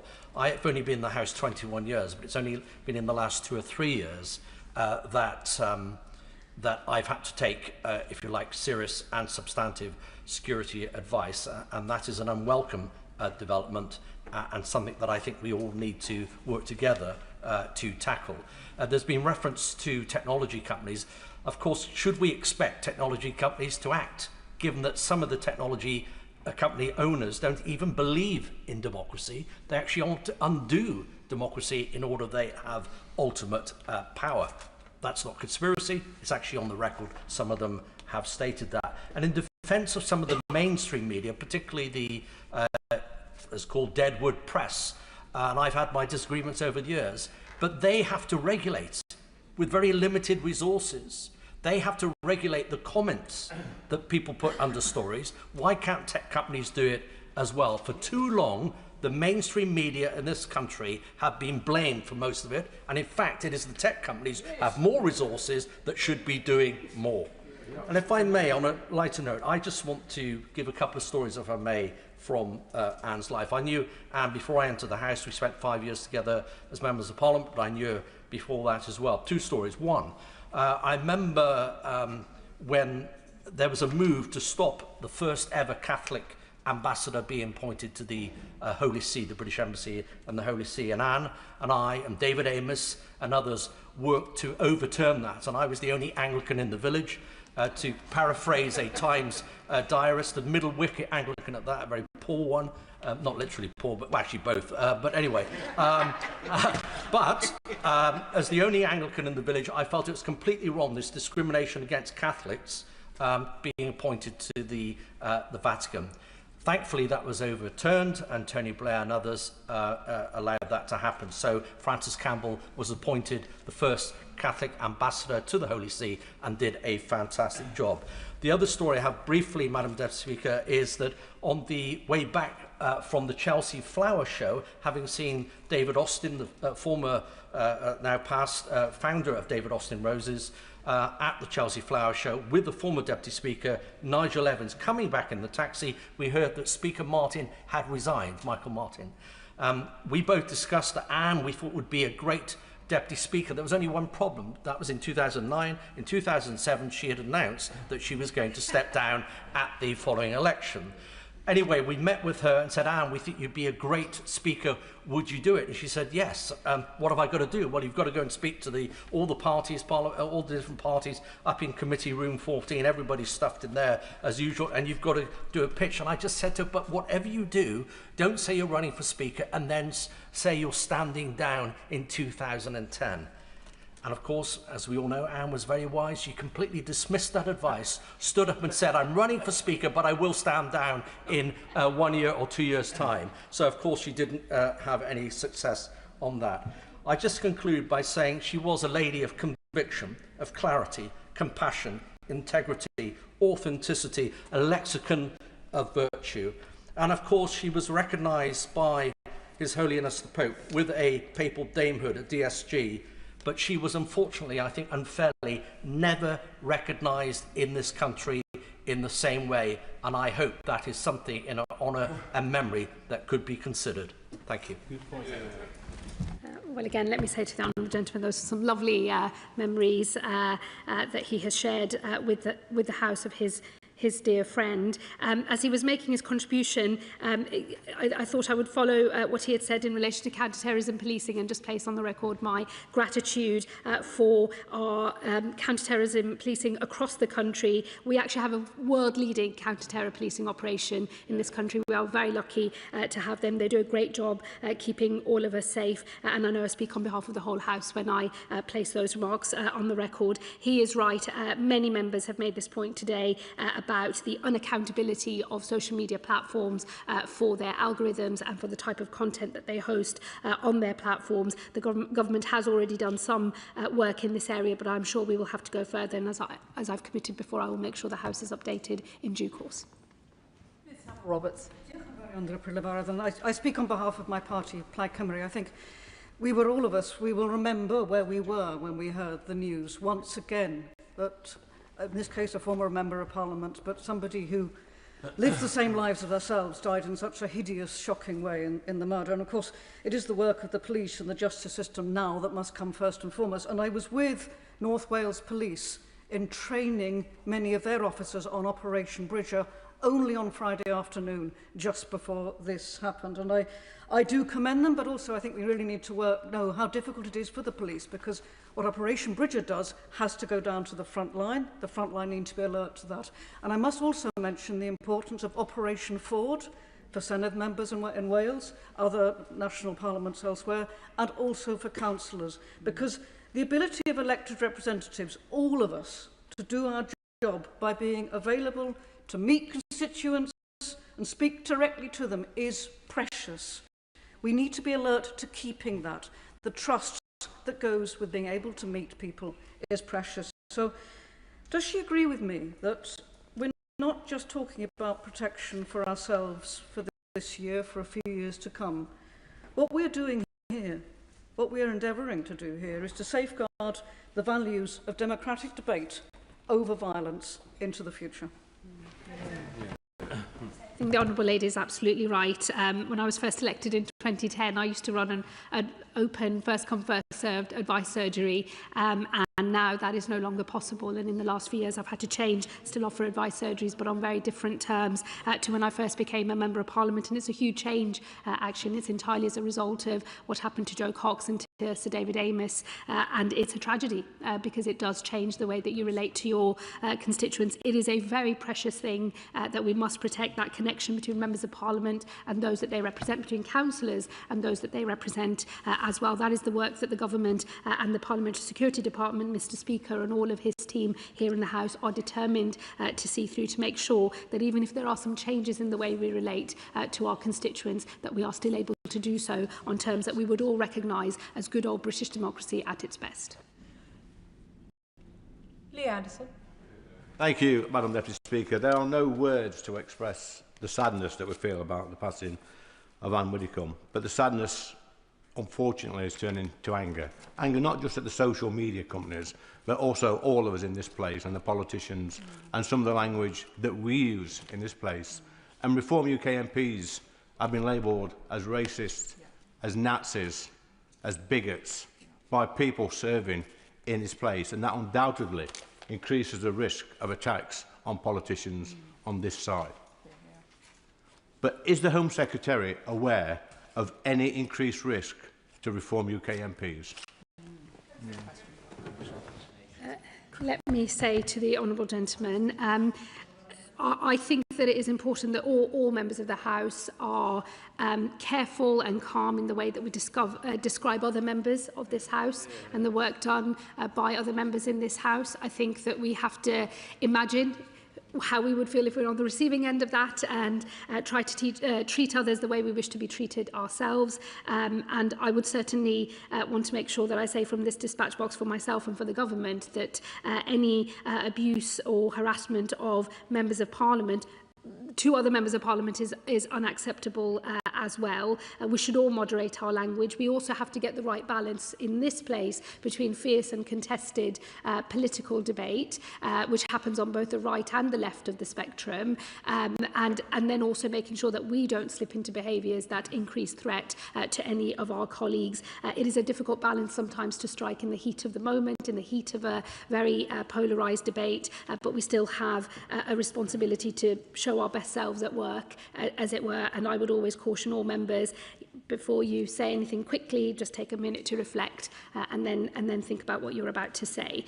Let me say to him on specific threat, no, I am not aware. He knows that I wouldn't ever comment on threats because, or indeed arrangements that are in place for any member or indeed others in public life, only because to comment starts to affect the integrity of the overall system. But I will make sure, as I've said, that in relation to the leader of Reform UK, that he's offered a meeting with the independent chair of RAVEC to discuss specific issues relating to risk assessment. And if there are any other matters in relation to risk assessment, I know that the police are monitoring that very carefully and will discuss with all political parties in this House any additional changes that they might wish to make. Robert Jenrick. Can I join colleagues across the House in paying tribute to Anne, a woman who was brave, principled, kind and generous. I, like many others, will miss her enormously, even though on my first morning as a Member of Parliament, when I was the youngest MP, I met her in Westminster Hall and she asked me, am I here on work experience? I think I've eventually shed my MP nappies. The Home Secretary is the ultimate arbiter of what happened in the Home Office. She isn't powerless and no one would pretend so. Would she agree that it was unwise of the government to heavily reduce the security offered to the member for Clacton, given all that we know about his particular danger that is posed to him and to his family? Would she agree that, frankly, it shouldn't have taken the murder of Anne for him to be offered a meeting with the committee, and that many will conclude, perhaps unfairly, but nonetheless, that it is only because of the political views of the member for Clacton that he is placed in this position? And will she use her power as Home Secretary to make sure that the security that he and his family needs is put in place immediately? Yeah. Well, let me say to the Honourable Gentleman, he will know that it is an independent process within the Home Office that deals with the risk assessment and risk management of those in public life. I'm not going to compromise the integrity of those arrangements by commenting in any detail on specific instances. Let me simply say and observe, as in the 10 months I've been in the Home Office, I have seen media reports in relation to various suggested risk assessments and risk mitigations. I have never commented whether to say something is true or false, simply because I believe that you should not breach that principle of not commenting so as to protect the integrity of the system. But that the meeting has been offered. Let me assure him, in relation to RAVEC, it is and will always be fiercely independent. It must be, because the protection that is offered and the level of protection and the tactics of protection that are offered to people must never be based on a political assessment of who needs it, but an independent operational assessment of what risk is and how it is best managed. And I do think that that operational independence is incredibly important, and I will always maintain it and protect it, and I know the government as a whole will do so as well. Madam Deputy Speaker, and the death of Ann Widdecombe is incredibly shocking, and I didn't know Ann Widdecombe as an MP, but it's been a wonderful afternoon listening to colleagues from across this House share some of their memories. She is was clearly a formidable political leader, and of course we will always remember her as well as an entertainer. And my thoughts are with her family and her friends at this incredibly difficult time. But her death is, I think, also a devastating reminder about the problem that all of us in this place, of all elected members and in particular councillors as well, all face on a day-to-day basis while we try to serve the communities that we love and we have been elected to serve. And I think it has come across very clearly in this chamber that we all want to and need to do more to protect each other and our democracy. And particularly reflecting on councillors, I speak a lot to my councillors in Guildford and also as the local government spokesperson to councillors from across the country. And the stories I hear are horrendous. Whether it's parish council leaders telling me about death threats, whether it's council leaders telling me about death threats, this is a democracy. We should not be experiencing this as elected representatives. And I'm grateful to the Home Secretary for the things she has set out already. But I wonder if she could also set out what actions the government is taking to protect elected officials at all levels, but particularly councillors and those who are served by Operation Ford. And whether she can confirm that there will be more resources made available to Operation Ford so that they can provide a consistent level of support across the country, as I know that police officers and police forces across the country want to do that, but I do hear varying levels of support across the country. Thank you. Thank you, Madam Deputy Speaker. Let me also join with the Honourable Lady in saying it has been a very moving afternoon hearing tributes to Ann Widdecombe across the House, and particularly from her former colleagues in the Conservative Party and also from her colleagues in Reform UK, who are obviously very personally affected. And now for my condolences to all of them once again on the loss of their friend and their colleague. Let me say to the Honourable Lady, I take very seriously the wider risks to our democracy, including for local councillors. She has already referenced some of the steps that the government has taken through our Defending Democracy Task Force, Operation Ford. I'm sure there will be further developments in this space. I think we're learning lessons from the work that the task force did in relation to the most recent local elections. And I know that the developing nature of these threats has to be reflected in our new arrangements as we move forward as well. But we are very alive to the risks, not just to those of us in this place. Of course, given what's happened to Joe Cox, to Sir David Amess, and now Ann Widdecombe, parliamentarians get a lot of attention in terms of our security, and this is perhaps the most high-profile chamber and often referred to as the Mother of Parliament, so that would be understandable. But this country also cannot do without the work of its local councillors, its parish councillors, and all those people who put in the hours to make their local area better, and this government will stand by them too. Can I thank the Home Secretary for her statement this afternoon, and I will allow a few moments for the front bench to swap over.